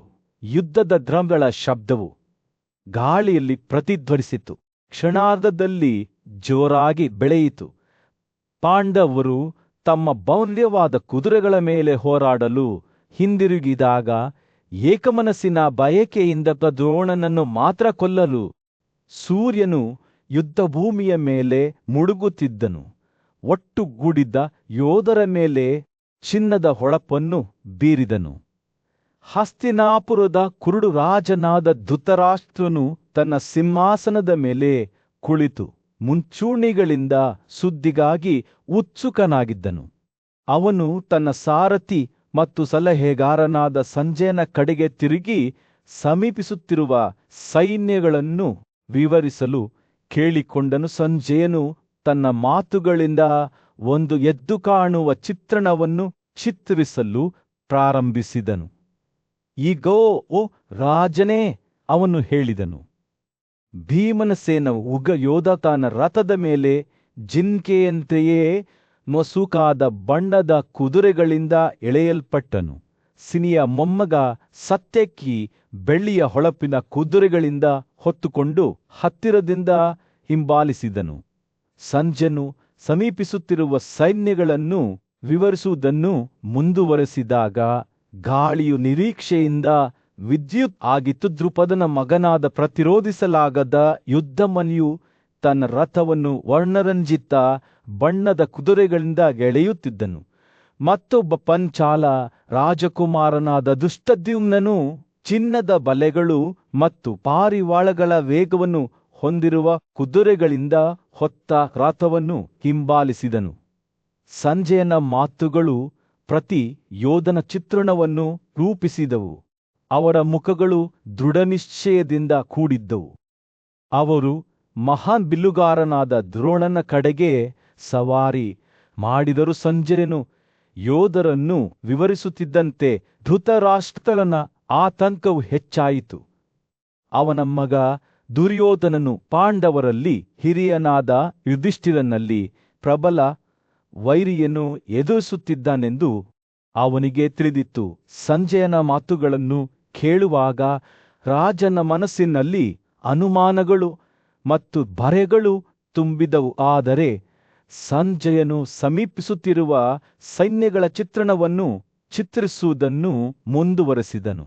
ಕಾಂಬೋಜ ತಳಿಯ ಸುಂದರವಾದ ಕುದುರೆಗಳಿಂದ ಹೊತ್ತಿರುವ ಹಸಿರು ಗಿಳಿಗಳ ಗರಿಗಳಂತೆ ಹೊಳೆಯುವ ಅವರ ಕೋಟುಗಳನ್ನು ಹೊಂದಿದ್ದ ನಕುಲನನ್ನು ವಿವರಿಸಿದನು. ಮೋಡಗಳ ಕುದುರೆಗಳಂತೆ ಕಪ್ಪು ಕುದುರೆಗಳು ಉತ್ತಮ ಔಜರುಗಳನ್ನು ಯುದ್ಧದ ಕಡೆಗೆ ಕೊಂಡೊಯ್ದವು. ಸಹದೇವನು ವಿವಿಧ ವರ್ಣಗಳುಳ್ಳ ಕುದುರೆಗಳ ಮೇಲೆ ಸವಾರಿ ಮಾಡುತ್ತಿದ್ದನು.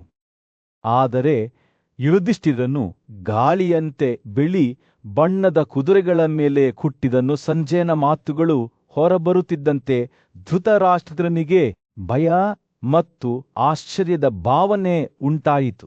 ಅವನು ಅಂತಹ ಯೋಧರ ಶ್ರೇಣಿಯನ್ನು ಎಂದಿಗೂ ನೋಡಿರಲಿಲ್ಲ. ಪ್ರತಿಯೊಬ್ಬರೂ ಕೊನೆಯವರಿಗಿಂತ ಹೆಚ್ಚು ಬಲಿಷ್ಠರಾಗಿದ್ದರು. ರಾಜನ ಅನುಮಾನಗಳು ಮೊಸುಕಾಗಲು ಪ್ರಾರಂಭಿಸಿದವು. ಬದಲಿಗೆ ಮುಂದಿನ ಯುದ್ಧಗಳ ಬಗ್ಗೆ ಆತಂಕದ ಭಾವವಿತ್ತು. ಸೈನ್ಯಗಳು ಹತ್ತಿರವಾಗುತ್ತಿದ್ದವು. ದ್ರೋಣನ ಸ್ಥಾನವನ್ನು ಸಮೀಪಿಸುತ್ತಿದ್ದಂತೆ ಅವರ ಕುದುರೆಗಳು ಮೈದಾನದಾದ್ಯಂತ ಗುಡುಗುತ್ತಿದ್ದವು. ಸಂಜಯನ ಮಾತುಗಳು ದ್ರಂಬಿಕಂತೆ ಇದ್ದವು. ಯುದ್ಧಭೂಮಿಯಲ್ಲಿ ಶಬ್ದ ಮತ್ತು ಕೋಪದ ಉತ್ತುಂಗಕ್ಕೆ ಏರಿದ್ದವು. ರಾಜನು ಉತ್ಸಾಹದಿಂದ ಕೂತುಕೊಂಡನು. ಅವನ ಮನಸ್ಸು ಯುದ್ಧ ಮತ್ತು ವಿಜಯದ ಆಲೋಚನೆಗಳೊಂದಿಗೆ ಓಡುತ್ತಿತ್ತು. ತದನಂತರ ಸೈನ್ಯಗಳು ರಕ್ಷಣೆ ಮಾಡಲು ಹೊರಟಿದ್ದಂತೆಯೇ ಸಂಜೆ ಮೌನವಾದನು. ಧೃತರಾಷ್ಟ್ರನು ಅವನ ಕಡೆಗೆ ತಿರುಗಿದನು. ಅವನ ಕಣ್ಣುಗಳು ಕುತೂಹಲ ಮತ್ತು ಕಾಳಜಿಯ ಮಿಶ್ರಣದಿಂದ ತುಂಬಿದವು. ಹೇ ಸಂಜೆ, ನನಗೆ ಹೇಳಿ, ಅವನು ಮುಂದೆಗೇನಿದೆ? ಉಕ್ಕಿನ ಮತ್ತು ಶಬ್ದದ ಉನ್ಮಾದದಲ್ಲಿ ದರ್ಶನೆ ಮಾಡುತ್ತಿರುವ ಸೈನ್ಯಗಳ ಮೇಲೆ ಚಿನ್ನದ ಹೊಳಪನ್ನು ಬೀರುತ್ತಾ ಸೂರ್ಯನು ಯುದ್ಧಭೂಮಿಯಲ್ಲಿ ಬೀಳುತ್ತಾನೆ. ಹಸ್ತಿನಾಪುರದ ರಾಜ ಧೃತರಾಷ್ಟ್ರನು ಆ ಅವ್ಯವಸ್ಥೆಯನ್ನು ಆಕರ್ಷಣೆ ಮತ್ತು ಕಾಳಜಿಯ ಮಿಶ್ರಣದಿಂದ ನೋಡಿದನು. ಅವನು ತನ್ನ ಸಾರಥಿ ಸಂಜಯನ ಕಡೆಗೆ ತಿರುಗಿ ಕೇಳಿದನು, ಹೇಳಿ, ಪಾರ್ಥ ಮತ್ತು ನನ್ನ ಯೋಧರು ಪರಸ್ಪರರ ವಿರುದ್ಧ ಹೇಗೆ ಹೋರಾಡಿದರು?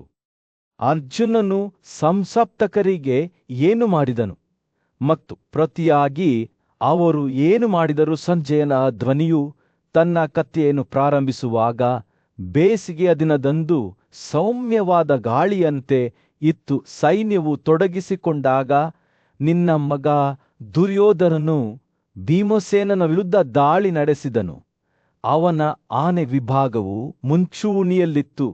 ಇಬ್ಬರು ದೈತ್ಯರು ದಿಕ್ಕಿ ಹೊಡೆದಂತೆ ಭೀಮ ಮತ್ತು ದುರ್ಯೋಧನನು ತುತ್ತೂರಿಯ ಆನೆ ಮತ್ತು ಮಿನುಗುವ ಉಕ್ಕಿನ ಉನ್ಮಾದದಲ್ಲಿ ದರ್ಶನೆ ನಡೆಸಿದರೂ ಸಂಜಯನು ಮಾತನಾಡುತ್ತಿದ್ದಂತೆಯೇ ಧೃತರಾಷ್ಟ್ರನ ಕಣ್ಣುಗಳ ಮುಂದೆ ಒಂದು ವರ್ಣಚಿತ್ರವು ಜೀವಂತವಾಗುತ್ತಿರುವಂತೆ ದೃಶ್ಯವು ತೆರೆದುಕೊಂಡಿತು.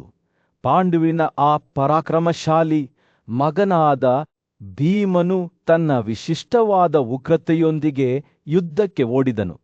ಅವನು ದುರ್ಯೋಧನನ ಆನೆ ವಿಭಾಗವನ್ನು ಚಂಡಮಾರುತದಲ್ಲಿ ಕೊಕ್ಕರೆಗಳಂತೆ ಒಡೆದಾಗ ಅವನ ಬಾಣಗಳು ನಿಜವಾಗಿ ಹಾರುತ್ತಿದ್ದವು. ಆನೆಗಳು ಅವುಗಳ ಚರ್ಮವು ಒಡೆದವು ಮತ್ತು ರಕ್ತಸ್ರಾವವಾಗುತ್ತಿದ್ದರು. ಅಸ್ತವ್ಯಸ್ತವಾಗಿ ಹಿಂದಕ್ಕೆ ಎಡವಿ ಹೋದು. ಆದರೆ ದುರ್ಯೋಧನನು ಸೋಲಿನಿಂದ ವಿಚಲಿತನಾಗುವನಲ್ಲ. ಅವನು ತನ್ನ ಸೈನ್ಯವನ್ನು ಒಟ್ಟುಗೂಡಿಸಿ ಮತ್ತೊಮ್ಮೆ ಭೀಮನ ಮೇಲೆ ದಾಳಿ ಮಾಡಿದನು. ಅವನು ಮತ್ತೆ ಪಾಂಡವ ಯೋಧನನ್ನು ಹೊಡೆದಾಗ ಅವನ ಬಿಲ್ಲು ಮಾರಣಾಂತಿಕ ನಿಖರತೆಯಿಂದ ಹಾಡುತ್ತಿತ್ತು. ಆದಾಗ್ಯೂ ಭೀಮನು ಶರಣಾಗಲು ನಿರಾಕರಿಸಿದನು. ಪ್ರತಿ ಹೊಡೆತದಲ್ಲೂ ಅವನ ಕೋಪವು ಪ್ರಕಾಶಮಾನವಾಗಿ ಉರಿಯುತ್ತಿತ್ತು. ಪ್ರಬಲವಾದ ಗರ್ಜನೆಯೊಂದಿಗೆ ಅವನು ದುರ್ಯೋಧನನ ಬಿಲ್ಲು ಮತ್ತು ಮಟ್ಟವನ್ನು ಕತ್ತರಿಸಿ ಕೌರವ ರಾಜಕುಮಾರನನ್ನು ಹಿಂದಕ್ಕೆ ಎಡವಿದ್ದನು. ಯುದ್ಧವು ಉಲ್ಬಣಗೊಳ್ಳುತ್ತಿದ್ದಂತೆ ಪ್ರಾಗಜ್ಯೋತಿಷದ ರಾಜ ಭಗದತ್ತನ ನೇತೃತ್ವದಲ್ಲಿ ಮತ್ತೊಂದು ಆನೆ ಭೀಮನ ವಿರುದ್ಧ ಹೋರಾಡಿತು. ಎರಡೂ ದೈತ್ಯರು ಉಕ್ಕು ಮತ್ತು ಶಬ್ದದ ಉನ್ಮಾದದಲ್ಲಿ ಘರ್ಷಣೆ ನಡೆಸುತ್ತಿದ್ದಾಗ ತುತ್ತೂರಿಯ ಆನೆಗಳ ಗುಡುಗುಗಳಿಂದ ಗಾಳಿ ತುಂಬಿತ್ತು. ಭೀಮನು ತಪ್ಪಿಸಿಕೊಂಡು ಆನೆಯ ಬೃಹತ್ ದೇಹದ ಕೆಳಗೆ ನೇಯ್ಗೆ ಮಾಡಿದನು. ಅದರ ಕಾಲುಗಳು ಮತ್ತು ಕಾಂಡವನ್ನು ತನ್ನ ಬರಿಗೈಯಿಂದ ಹೊಡೆದನು. ಯುದ್ಧವು ಬಣ್ಣ ಮತ್ತು ಧ್ವನಿಯ ಮುಸುಕಾಗಿತ್ತು. ಆನೆಗಳು ಮತ್ತು ಕುದುರೆಗಳು ತಮ್ಮ ಸವಾರರು ತಮ್ಮ ಜೀವಕ್ಕಾಗಿ ಹೋರಾಡುತ್ತಿರುವಾಗ ಕಾಡಿನಲ್ಲಿ ಓಡುತ್ತಿದ್ದವು. ಪಾಂಡವರ ರಾಜ ಯುಧಿಷ್ಠಿರನು ತನ್ನ ಸೈನ್ಯದೊಂದಿಗೆ ಎಲ್ಲಾ ಕಡೆಗಳಲ್ಲೂ ಭಗದತ್ತನನ್ನು ಸುತ್ತುವರಿದನು. ಆದರೆ ಪ್ರಾಗ್ಜ್ಯೋತಿಷ ರಾಜನು ತನ್ನ ಆನೆಯನ್ನು ಬಳಸಿ ಪಾಂಡವ ಆತಿಥೇಯರ ವಿರುದ್ಧ ವಿನಾಶಕಾರಿ ಪರಿಣಾಮವನ್ನು ಬೀರಿದನು. ಹೋರಾಟವು ಮುಂದುವರಿದಂತೆ ಭೀಮನ ಕೋಪವು ಹೆಚ್ಚಾಯಿತು. ಅವನನ್ನು ಮತ್ತೊಮ್ಮೆ ಭಗದತ್ತನನ್ನು ಎದುರಿಸಲು ಪ್ರೇರೇಪಿಸಿತು. ಎರಡು ಆನೆಗಳು ಅಂತಿಮ ಅಪೋಕ್ಯಾಲಿಪ್ಟಿಕ್ ಹೋರಾಟದಲ್ಲಿ ಮುಖಾಮುಖಿಯಾದವು. ಪ್ರಾಬಲ್ಯಕ್ಕಾಗಿ ಹೋರಾಡುತ್ತಿರುವಾಗ ಅವುಗಳ ಕಾಂಡಗಳು ಸಿಕ್ಕಿಹಾಕಿಕೊಂಡವು. ಕೊಳೆಯಲ್ಲಿ ವಿಜಯಶಾಲಿಯಾಗಿ ಹೊರಹೊಮ್ಮಿದ ಭಾಗದತ್ತನು ಅವನ ಆನೆಯು ಭೀಮನನ್ನು ಅಸ್ತವ್ಯಸ್ತವಾಗಿ ಓಡಿ ಹೋಗುವಂತೆ ಮಾಡಿತು. ಆದರೆ ಕೌರವ ಸೇನೆಯು ತನ್ನ ವಿಜಯವನ್ನು ಆಚರಿಸುತ್ತಿದ್ದಂತೆಯೇ ಯುದ್ಧದ ಅವ್ಯವಸ್ಥೆಯಿಂದ ಹೊಸ ಬೆದರಿಕೆ ಹೊರಹೊಮ್ಮಿತು. ಸಂಜಯನು ಅರ್ಜುನನೊಂದಿಗೆ ಭಗದತ್ತನು ಮಾಡಿದ ಅದ್ಭುತ ಕಾರ್ಯಗಳ ಬಗ್ಗೆ ಮಾತನಾಡುವಾಗ ಸೂರ್ಯನು ಯುದ್ಧ ಭೂಮಿಯಲ್ಲಿ ಮುಳುಗಿದನು. ಧೂಳು ಗಾಳಿಯಲ್ಲಿ ಮೇಲೇರಿತು ಮತ್ತು ಸೈನಿಕರ ಕೂಗು ಭೂಮಿಯಲ್ಲಿ ಪ್ರತಿಧ್ವನಿಸಿತು. ಪ್ರಾಗ್ಜ್ಯೋತಿಷರ ಅರಸನನ್ನು ತನ್ನ ಆನೆಯ ಮೇಲೆ ನೋಡಿದಾಗ ಅರ್ಜುನನ ಕಣ್ಣುಗಳು ಕಿರಿದಾದವು. ಅದರ ಬೃಹತ್ ರೂಪವು ಬಹಳ ಉತ್ಸಾಹದಿಂದ ಮುಂದಕ್ಕೆ ಚಲಿಸುತ್ತಿದೆ. ಅರ್ಜುನನು ಕೃಷ್ಣನಿಗೆ ಓ ಮಧುವಿನ ವಧುವೇ, ಭಗದತ್ತನು ಯುದ್ಧ ಭೂಮಿಯಲ್ಲಿ ಬಂದಿದ್ದಾನೆಂದು ತೋರುತ್ತದೆ. ಅವನ ಆನೆಯು ಇತರರಿಗಿಂತ ಭಿನ್ನವಾಗಿದೆ ಮತ್ತು ಅವನು ಸ್ವತಃ ಯುದ್ಧದಲ್ಲಿ ಸಾಟಿಯಿಲ್ಲದ ಯೋಧನಾಗಿದ್ದಾನೆ. ಅವನನ್ನು ತಡೆಯಲು ಕೇವಲ ನಾವಿಬ್ಬರಿಗಿಂತ ಹೆಚ್ಚು ಸಮಯ ತೆಗೆದುಕೊಳ್ಳುತ್ತದೆ ಎಂದು ನಾನು ಹೆದರುತ್ತೇನೆ ಎಂದು ಹೇಳಿದನು. ಕೃಷ್ಣನು ತಲೆಯಾಡಿಸಿದನು. ಅವನ ಕಣ್ಣುಗಳು ಹರಿಯುವ ಆನೆಯ ಮೇಲೆ ನಿಂತವು. ಅರ್ಜುನನ ದೃಢನಿಶ್ಚಯವು ಹೆಚ್ಚಾಗುತ್ತಿದ್ದಂತೆ ಅವನ ಹೃದಯವು ಭಾಗವತವನ್ನು ಸೋಲಿಸುವ ತೀವ್ರ ಬಯಕೆಯಿಂದ ಉರಿಯುತ್ತಿತ್ತು ಮತ್ತು ಅವನನ್ನು ಅತಿಥಿಯಾಗಿ ಒಳನ ಕೊಲೆಯವನ ಬಳಿಗೆ ಕಳುಹಿಸಿದನು. ಅವರು ಮಾತನಾಡುತ್ತಿರುವಾಗ 14,000 ಸಂಖ್ಯೆಯ ಸಂಸಪ್ತಕ ಯೋಧರು ಯುದ್ಧ ಭೂಮಿಗೆ ಮರಳಲು ಪ್ರಾರಂಭಿಸಿದರು. ಅವರ ಸೇನಾಧಿಪತಿಗಳಿಂದ ಕರೆಸಿಕೊಳ್ಳಲ್ಪಟ್ಟ ಅವರು ಅರ್ಜುನನ ಹಿಂದೆ ಒಟ್ಟುಗೂಡಿದರು.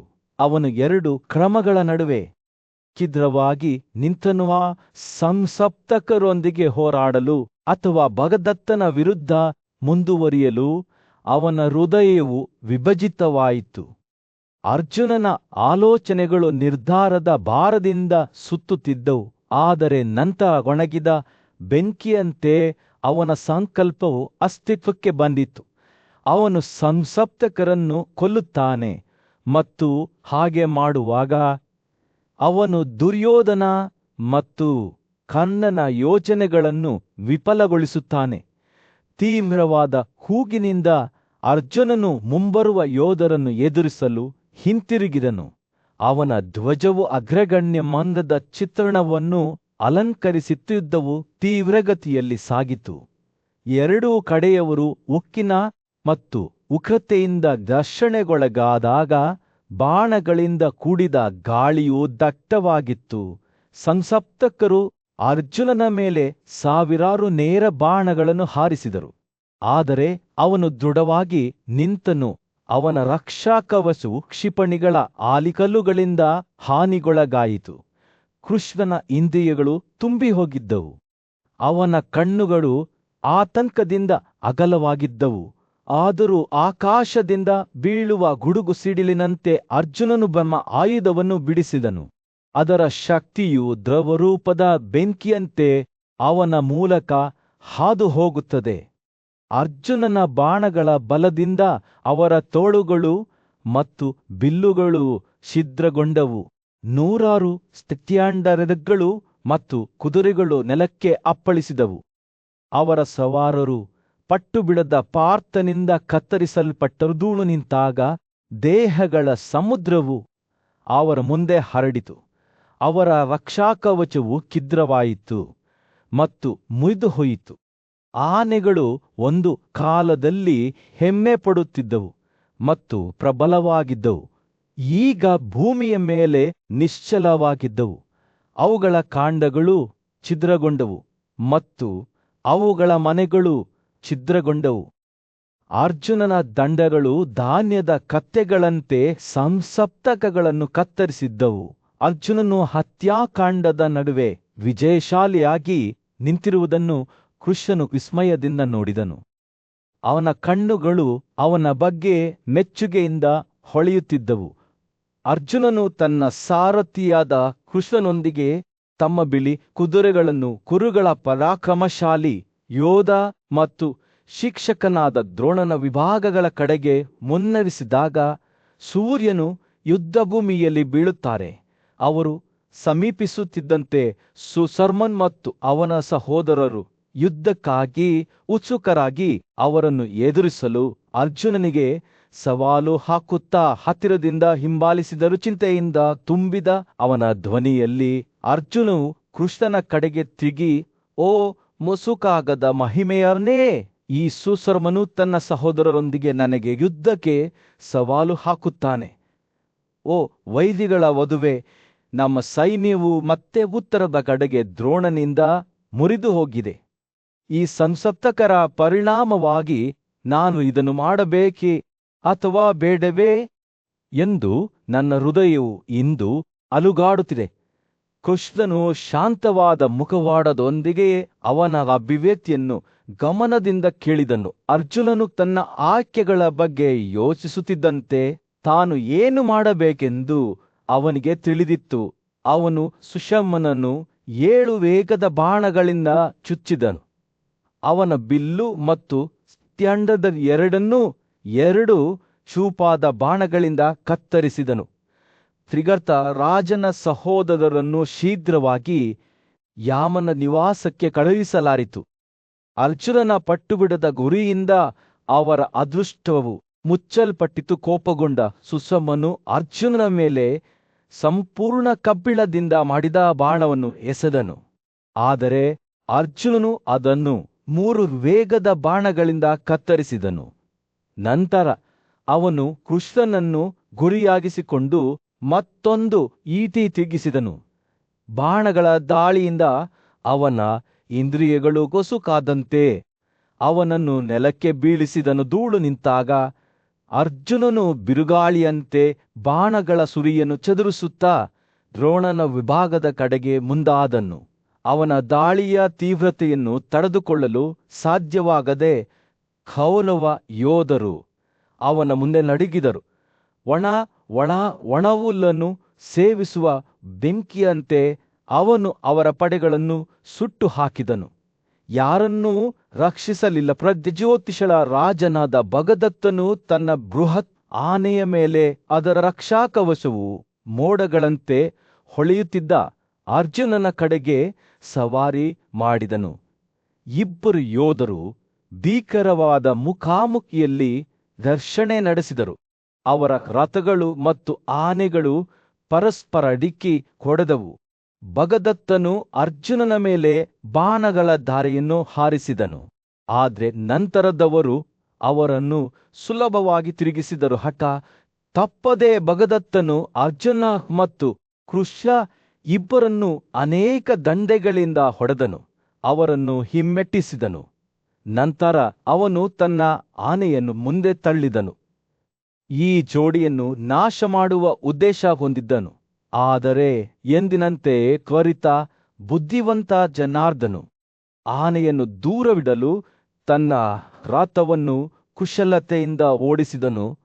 ಅರ್ಜುನನು ಆನೆಯನ್ನು ಹಿಂದಿನಿಂದ ಹೊಡೆಯಲು ಪ್ರಚೋದಿಸಿದರೂ ನ್ಯಾಯದ ಹೋರಾಟದ ನಿಯಮಗಳನ್ನು ನೆನಪಿಸಿಕೊಂಡನು ಮತ್ತು ಪರಿಸ್ಥಿತಿಯ ಲಾಭವನ್ನು ಪಡೆದುಕೊಳ್ಳದಿರಲು ನಿರ್ಧರಿಸಿದನು. ಆದಾಗ್ಯೂ ಆನೆಯು ತನ್ನ ಅಟ್ಟಹಾಸವನ್ನು ಮುಂದುವರೆಸಿತು. ಇತರ ಆನೆಗಳು, ಕಾರುಗಳು ಮತ್ತು ಕುದುರೆಗಳನ್ನು ನೆಲಕ್ಕೆ ಅಪ್ಪಳಿಸಿತು. ಈ ಹತ್ಯಾಕಾಂಡವನ್ನು ನೋಡಿದ ಅರ್ಜುನನು ಕೋಪದಿಂದ ತುಂಬಿದಲ್ಲಿದ್ದವು. ಉಲ್ಬಣಗೊಳ್ಳುತ್ತಿದ್ದಂತೆ 10,000 ಬಿಲ್ಲುಗಾರರು, ಉಗ್ರರು ಮತ್ತು ಧೈರ್ಯಶಾಲಿಗಳು ಅರ್ಜುನನ ಕಡೆಗೆ ಮುನ್ನಡೆದರು. ಅವನನ್ನು ಜಯಿಸಲು ನಿರ್ಧರಿಸಿದರು. ಮಹಾಭಾರತದ ಮಹಾಕಾವ್ಯವು ಯುದ್ಧಭೂಮಿಯಲ್ಲಿ ತೆರೆದುಕೊಂಡಿತು. ಅಲ್ಲಿ ಅರ್ಜುನನ ನೇತೃತ್ವದಲ್ಲಿ ಪಾಂಡವರು ಪ್ರಾಜ್ಯೋತಿಷರ ಪಡೆಗಳೊಂದಿಗೆ ಘರ್ಷಣೆ ನಡೆಸಿದರು. ಹಸ್ತಿನಾಪುರದ ಕುರುಡು ರಾಜ ಧೃತರಾಷ್ಟ್ರನು ಈ ಭೀಕರ ಮುಖಾಮುಖಿಯಲ್ಲಿ ಏನಾಯಿತು ಎಂಬುದನ್ನು ತಿಳಿಯಲು ಪ್ರಯತ್ನಿಸಿದನು. ಅವನ ಸಾರಥಿ ಮತ್ತು ವಿಶ್ವಾಸಪಾತ್ರನಾದ ಸಂಜಯನು ಕಥೆಯನ್ನು ವಿವರಿಸಿದನು. ಪಾರ್ಥ ಮತ್ತು ಕೃಷ್ಣನು ಭಗದತ್ತನ ಆನೆಯ ವಿರುದ್ಧ ಹೋರಾಡುತ್ತಿದ್ದಂತೆ ಎಲ್ಲಾ ಜೀವಿಗಳು ಭಯದಿಂದ ನಡುಗಿದವು ಎಂದು ಸಂಜೆ ಪ್ರಾರಂಭಿಸಿದನು. ಬೃಹತ್ ಪ್ರಾಣಿಯಾದ ಆನೆಯು ಚಿನ್ನದ ರೆಕ್ಕೆಗಳಿಂದ ಸಜ್ಜುಗೊಂಡ ಕಪ್ಪು ಕಬ್ಬಿಣದ ದಂಡಗಳಿಂದ ದೇವಕಿಯ ಮಗನನ್ನು ಚುಚ್ಚುತ್ತಾ ಇಬ್ಬರ ಮೇಲೆ ಬಾಣಗಳ ಸುರಿಮಳೆ ಮಾಡಿತು. ಇದಕ್ಕೆ ಪ್ರತೀಕಾರವಾಗಿ ಅರ್ಜುನನು ಧೈರ್ಯದಿಂದ ಭಗದತ್ತನ ಬಿಲ್ಲನ್ನು ಕಡಿದು ತನ್ನ ಯೋಧ ರಕ್ಷಕನನ್ನು ಕೊಂದು ಹಾಕಿದನು. ನಂತರ ಅವನು ರಾಜನೊಂದಿಗೆ ಭೀಕರವಾದ ದ್ವಂದ್ವಯುದ್ಧದಲ್ಲಿ ತೊಡಗಿದನು. ಅವರು ಹೊಡೆತಗಳನ್ನು ವಿನಿಮಯ ಮಾಡಿಕೊಳ್ಳುವಾಗ ಅವರ ಈಟಿಗಳು ಘರ್ಷಣೆಗೊಂಡವು. ಆದರೆ ಅರ್ಜುನನನ್ನು ಕಡಿಮೆ ಅಂದಾಜು ಮಾಡಬಾರದು.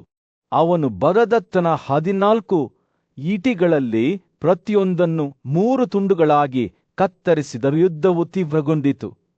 ಅರ್ಜುನನು ಆನೆಯ ರಕ್ಷಾಕವಚವನ್ನು ಕತ್ತರಿಸಿ ಅದನ್ನು ನೆಲಕ್ಕೆ ಅಪ್ಪಳಿಸಿದನು.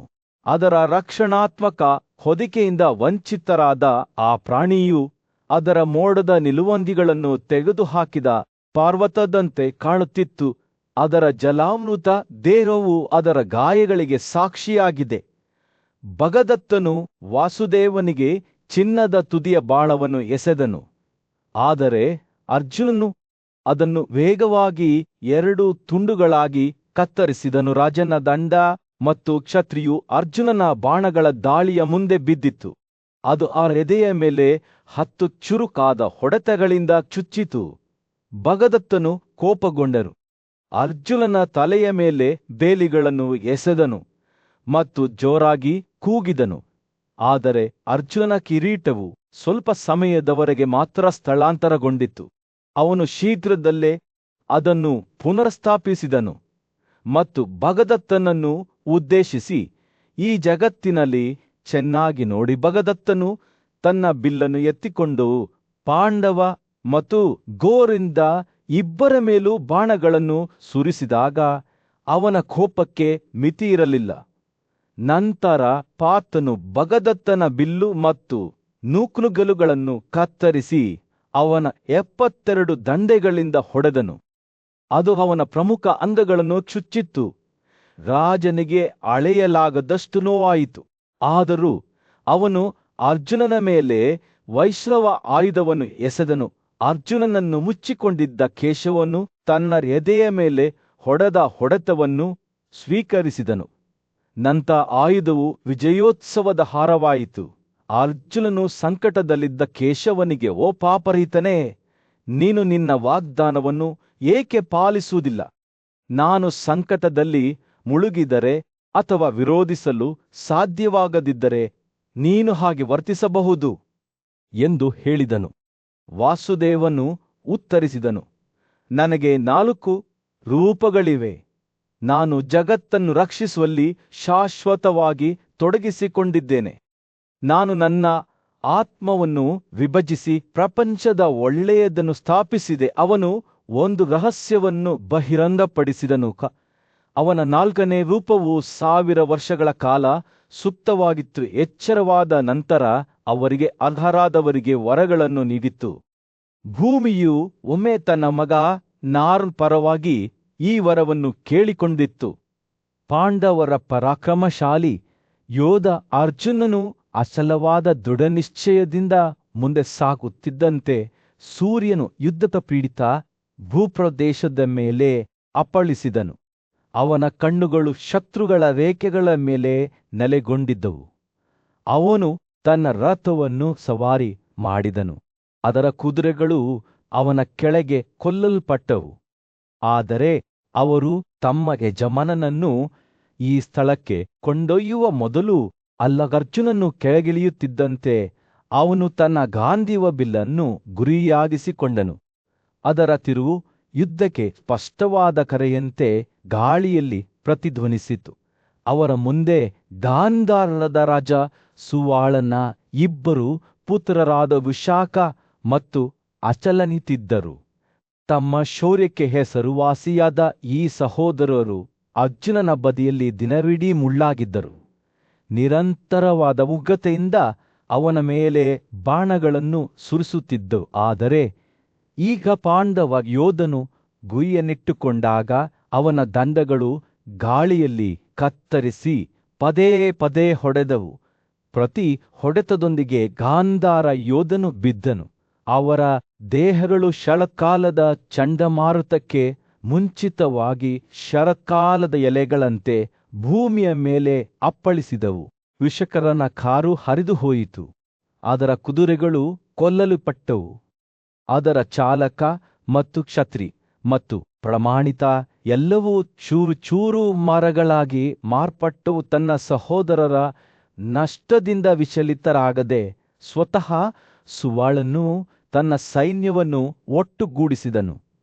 ಅರ್ಜುನನ ಕಡೆಗೆ ಉಕ್ಕಿನ ನಿಜವಾದ ಅಲೆಯು ಬೀಸಿತು. ಕಬ್ಗಳು, ಕಬ್ಬಿಣದ ಚೆಂಡುಗಳು, ಕಲ್ಲುಗಳು ಮತ್ತು ಸತದನಿಗಳು, ಗಾಂಧಾರರ ಸಂಪೂರ್ಣ ಶಸ್ತ್ರಾಗಾರ ಪಾಂಡವ ಯೋಧನ ಮೇಲೆ ಮಳೆ ಸುರಿಯಿತು. ಅವನನ್ನು ಸಂಪೂರ್ಣ ಸಂಖ್ಯೆಯಿಂದ ಮುಳುಗಿಸಲು ಪ್ರಯತ್ನಿಸಿತು. ಆದರೆ ಅರ್ಜುನನು ದೃಢವಾಗಿ ನಿಂತನು. ತನ್ನ ಕೈಗಳು ಮಿಂಚಿನ ವೇಗದಲ್ಲಿ ಚಲಿಸುತ್ತಿದ್ದವು. ಅವನು ತನ್ನ ಬಾಣದಿಂದ ಬಾಣದ ನಂತರ ಬಾಣವನ್ನು ಎಳೆಯುತ್ತಿದ್ದನು. ಅವನ ದಂಡಗಳು ರಕ್ಷಾಕವಚ ಮತ್ತು ಮಾಂಸವನ್ನು ಒಂದೇ ರೀತಿ ಚುಚ್ಚಿದವು. ಗಾಂಧಾರ ಯೋಧರು ಅನೇಕ ಶರತ್ಕಾಲದ ಎಲೆಗಳಂತೆ ಯುದ್ಧ ಭೂಮಿಯಲ್ಲಿ ಹರಡಿಕೊಂಡಿದ್ದರು. ಧೂಳು ಕಡಿಮೆಯಾಗುತ್ತಿದ್ದಂತೆ ಒಂದು ಹೊಸ ಅಪಾಯವು ಹೊರಹೊಮ್ಮಿತು. ದುರ್ಯೋಧನನ ಕುತಂತ್ರದ ಸಲಹೆಗಾರನಾದ ಶಕುನಿಯು ಅರ್ಜುನನನ್ನು ಗೊಂದಲಕ್ಕೀಡು ಮಾಡಲು ಭ್ರಮೆಗಳನ್ನು ಸೃಷ್ಟಿಸಿದನು. ಬಾಣಗಳ ಮೋಳಗಳು, ಸತದನಿಗಳು, ಬಾಣಗಳು, ಎಲ್ಲಾ ರೀತಿಯ ಕ್ಷಿಪಣಿಗಳು ಪಾಂಡವ ಯೋಧನ ಮೇಲೆ ಸುರಿಯುತ್ತಿದ್ದವು. ಅವನ ಏಕಾಗ್ರತೆಯನ್ನು ಮುರಿಯಲು ಪ್ರಯತ್ನಿಸುತ್ತಿದ್ದವು. ಆದರೆ ಅರ್ಜುನನು ಸಾಮಾನ್ಯ ಯೋಧನಾಗಿರಲಿಲ್ಲ. ತನ್ನ ಜ್ಯೋತಿಷ್ಕ ಮತ್ತು ಆದಿತ್ಯ ಶಸ್ತ್ರಾಸ್ತ್ರಗಳಿಂದ ಕತ್ತಲನ್ನು ತೊಡೆದು ಹಾಕುವ ಮತ್ತು ಎಲ್ಲಿಂದಲೂ ಏರುತ್ತಿರುವಂತೆ ತೋರುತ್ತಿದ್ದ ನೀರನ್ನು ಒಣಗಿಸುವ ಮೂಲಕ ಶಕುನಿಯ ಭ್ರಮೆಗಳನ್ನು ಸುಲಭವಾಗಿ ನಿವಾರಿಸಿದಾಗ ಅವನು ನಕ್ಕನು. ಪ್ರತಿ ಭ್ರಮೆಯೂ ಛಿದ್ರವಾಗುತ್ತಿದ್ದಂತೆ ಗಾಂಧಾರ ಯೋಧರು ಹಿಂದೆ ಸರಿದರು. ಅವರ ಮನೋಸ್ಥೈರ್ಯವು ಮುರಿಯುತ್ತಿದ್ದವು. ಉಲ್ಬಣಗೊಳ್ಳುತ್ತಿದ್ದಂತೆ ಅರ್ಜುನನು ಯುದ್ಧ ಭೂಮಿಯಾದ್ಯಂತ ಬಾಣಗಳ ಮೋಡಗಳನ್ನು ಚದುರಿಸುವಾಗ ತನ್ನ ಗಾಂಧೀವ ಬಿಲ್ಲು ಅದರ ಮಾರಣಾಂತಿಕ ಹಾಡನ್ನು ಹಾಡುತ್ತಾ ಮತ್ತೊಮ್ಮೆ ಸವಾರಿ ಮಾಡಿದನು. ಅವನ ಉದ್ದೇಶವು ನಿಜವಾಗಿತ್ತು ಮತ್ತು ಒಂದೊಂದಾಗಿ ಕೌರವ ಯೋಧರು ಅವನ ಮುಂದೆ ಬಿದ್ದರು. ಅವರ ಕೂಗುಗಳು ಹತಾಶೆಯ ಕೋರಸ್ನಂತೆ ಗಾಳಿಯಲ್ಲಿ ಪ್ರತಿಧ್ವನಿಸುತ್ತಿದ್ದವು. ಆ ಮೈದಾನವು ಸ್ವತಃ ಕುದುರೆಗಳು, ಆನೆಗಳು ಮತ್ತು ಮನುಷ್ಯರ ದೇಹಗಳಿಂದ ತುಂಬಿದ ಚಾರನೆಲ್ ಹೌಸ್ ಆಗಿ ಮಾರ್ಪಟ್ಟಿತು. ಸ್ನೇಹಿತನು ಸ್ನೇಹಿತರ ವಿರುದ್ಧ ಹೋರಾಡಿದನು. ಮಗನು ತಂದೆಯ ವಿರುದ್ಧ ಹೋರಾಡಿದನು. ಏಕೆಂದರೆ ಪ್ರತಿಯೊಬ್ಬ ಯೋಧನು ಅರ್ಜುನನಿಂದ ತನ್ನನ್ನು ರಕ್ಷಿಸಿಕೊಳ್ಳಲು ಪ್ರಯತ್ನಿಸಿದನು. ಹಸ್ತಿನಾಪುರದ ರಾಜ ಧೃತರಾಷ್ಟ್ರನು ತನ್ನ ಸೈನ್ಯದ ಚದುರಿದ ಅವಶೇಷಗಳನ್ನು ನೋಡುತ್ತಿರುವಾಗ ಸೂರ್ಯನು ಯುದ್ಧಭೂಮಿಯಲ್ಲಿ ಮುಳುಗಿದನು. ಅವನ ವಿಶ್ವಾಸಾರ್ಹ ಸಲಹೆಗಾರನಾದ ಸಂಜಯನು ಅವನ ಮುಂದೆ ನಿಂತು ಆ ದಿನದ ಘಟನೆಗಳ ಕಥೆಯನ್ನು ವಿವರಿಸುತ್ತಿದ್ದನು. ನಿನ್ನ ವಿಭಜನೆಗಳು ಮುರಿದು ಬಿದ್ದವು ಮತ್ತು ಸೋಲಿಸಲ್ಪಟ್ಟವು. ಓ ರಾಜನೇ, ಸಂಜಯ್ ಪ್ರಾರಂಭಿಸಿದನು, ಮತ್ತು ನಾವೆಲ್ಲರೂ ಕ್ಷೇತ್ರದಿಂದ ತ್ವರಿತವಾಗಿ ಹಿಮ್ಮೆಟ್ಟಿದೆವು. ಆದರೆ ನಮ್ಮ ಅನೇಕ ಧೈರ್ಯಶಾಲಿ ಯೋಧರು ನಿಮ್ಮ ಮಗನ ಬಗೆಗಿನ ನಿಷ್ಠೆ ಮತ್ತು ವೈಭವದ ಬಯಕೆಯಿಂದ ಪ್ರೇರಿತರಾಗಿ ದ್ರೋಣನನ್ನು ಯುದ್ಧಕ್ಕೆ ಹಿಂಬಾಲಿಸಿದರು. ಮಹಾನ್ ಗುರುವಾದ ದ್ರೋಣನು ತನ್ನ ಸೈನ್ಯವನ್ನು ತೀವ್ರ ಕೂಗಿ ಒಟ್ಟುಗೂಡಿಸಿದನು ಮತ್ತು ಅವರು ಯುಧಿಷ್ಠಿರನ ನೇತೃತ್ವದಲ್ಲಿ ಪಾಂಡವ ಸೈನ್ಯದ ವಿರುದ್ಧ ಹೋರಾಡಿದರು. ಎರಡೂ ಪಡೆಗಳು ಉಕ್ಕಿನ ಮತ್ತು ಬಾಣಗಳ ಉನ್ಮಾದದಲ್ಲಿ ಘರ್ಷಣೆ ನಡೆಸಿದವು.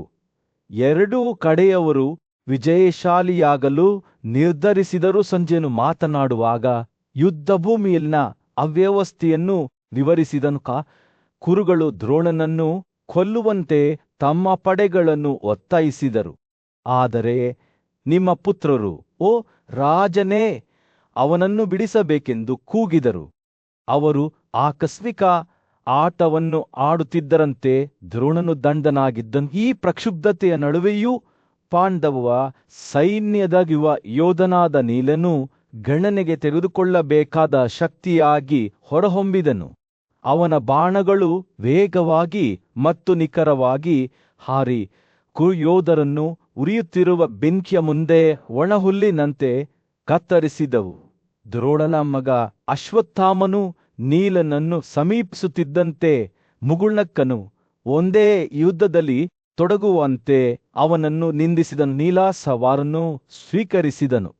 ಅವನ ಮುಖವು ದೃಢನಿಶ್ಚಯದಿಂದ ಹೊಳೆಯಿತು. ಇಬ್ಬರು ಯೋಧರು ಘರ್ಷಣೆ ಮಾಡಿದರು. ಬಾಣಕ್ಕೆ ಬಾಣವನ್ನು ವಿನಿಮಯ ಮಾಡಿಕೊಳ್ಳುವಾಗ ಅವರ ಬಿಲ್ಲುಗಳು ಹಾಡುತ್ತಿದ್ದವು.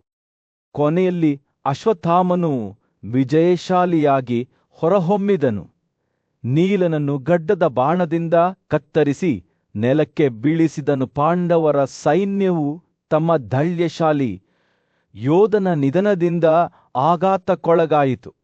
ಆದರೆ ಸಂಜಯನು ಕರ್ಣ ಮತ್ತು ದ್ರೋಣನ ಮಗನನ್ನು ಹೊಡೆದುರುಳಿಸಿದಾಗ ಭೀಮನ ಶೌರ್ಯವನ್ನು ವಿವರಿಸುತ್ತಾ ತನ್ನ ಕಥೆಯನ್ನು ಮುಂದುವರಿಸಿದನು. ಪ್ರಬಲ ಭೀಮಸೇನನು ಹೋರಾಡಿದನು. ಅವನ ಬಾಣಗಳು ವೇಗವಾಗಿ ಮತ್ತು ನೇರವಾಗಿ ಹಾರುತ್ತಿದ್ದವು. ಅವನನ್ನು ಶತ್ರುಗಳು ಸುತ್ತುವರಿದಿದ್ದರು. ಯುದ್ಧವು ಉಲ್ಬಣಗೊಳ್ಳುತ್ತಿದ್ದಂತೆ ಭೂಮಿಯೇ ಯೋಧರ ಪಾದಗಳ ಕೆಳಗೆ ನಡುಗುವಂತೆ ಕಾಣುತ್ತಿತ್ತು. ಆನೆಗಳು ಆನೆಗಳೊಂದಿಗೆ ಘರ್ಷಣೆ ನಡೆಸಿದವು. ಅವುಗಳ ದಂತಗಳು ಬಿದ್ದ ಸೈನಿಕ ತಲೆಯ ಮೇಲೆ ಅಪ್ಪಳಿಸಿದವು. ಕುದುರೆಗಳು ಮತ್ತು ರಥಗಳು ಯುದ್ಧಭೂಮಿಯಾದ್ಯಂತ ವಿಪರೀತವಾಗಿ ಕಾಳಜಿ ವಹಿಸುತ್ತಿದ್ದವು. ಅವುಗಳ ಸವಾರನು ನಿಯಂತ್ರಣವನ್ನು ಕಾಪಾಡಿಕೊಳ್ಳಲು ಹೆಣಗಾಡುತ್ತಿದ್ದ ಈ ಅವ್ಯವಸ್ಥೆಯ ನಡುವೆ ಆ ದಿನದಂದು ಹೋರಾಡಿದ ಮಹಾನ್ ಯೋಧರ ಬಗ್ಗೆ ಸಂಜಯ್ ಮಾತನಾಡಿದರು.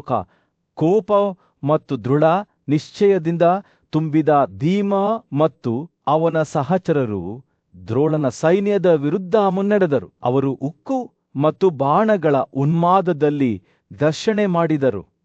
ಎರಡೂ ಕಡೆಯವರು ವಿಜಯಶಾಲಿಯಾಗಲು ನಿರ್ಧರಿಸಿದರೂ ಸೂರ್ಯನು ಯುದ್ಧ ಭೂಮಿಯಲ್ಲಿ ಮುಳುಗಲು ಪ್ರಾರಂಭಿಸಿದಾಗ ಧೃತರಾಷ್ಟ್ರನು ತನ್ನ ಮುಂದೆ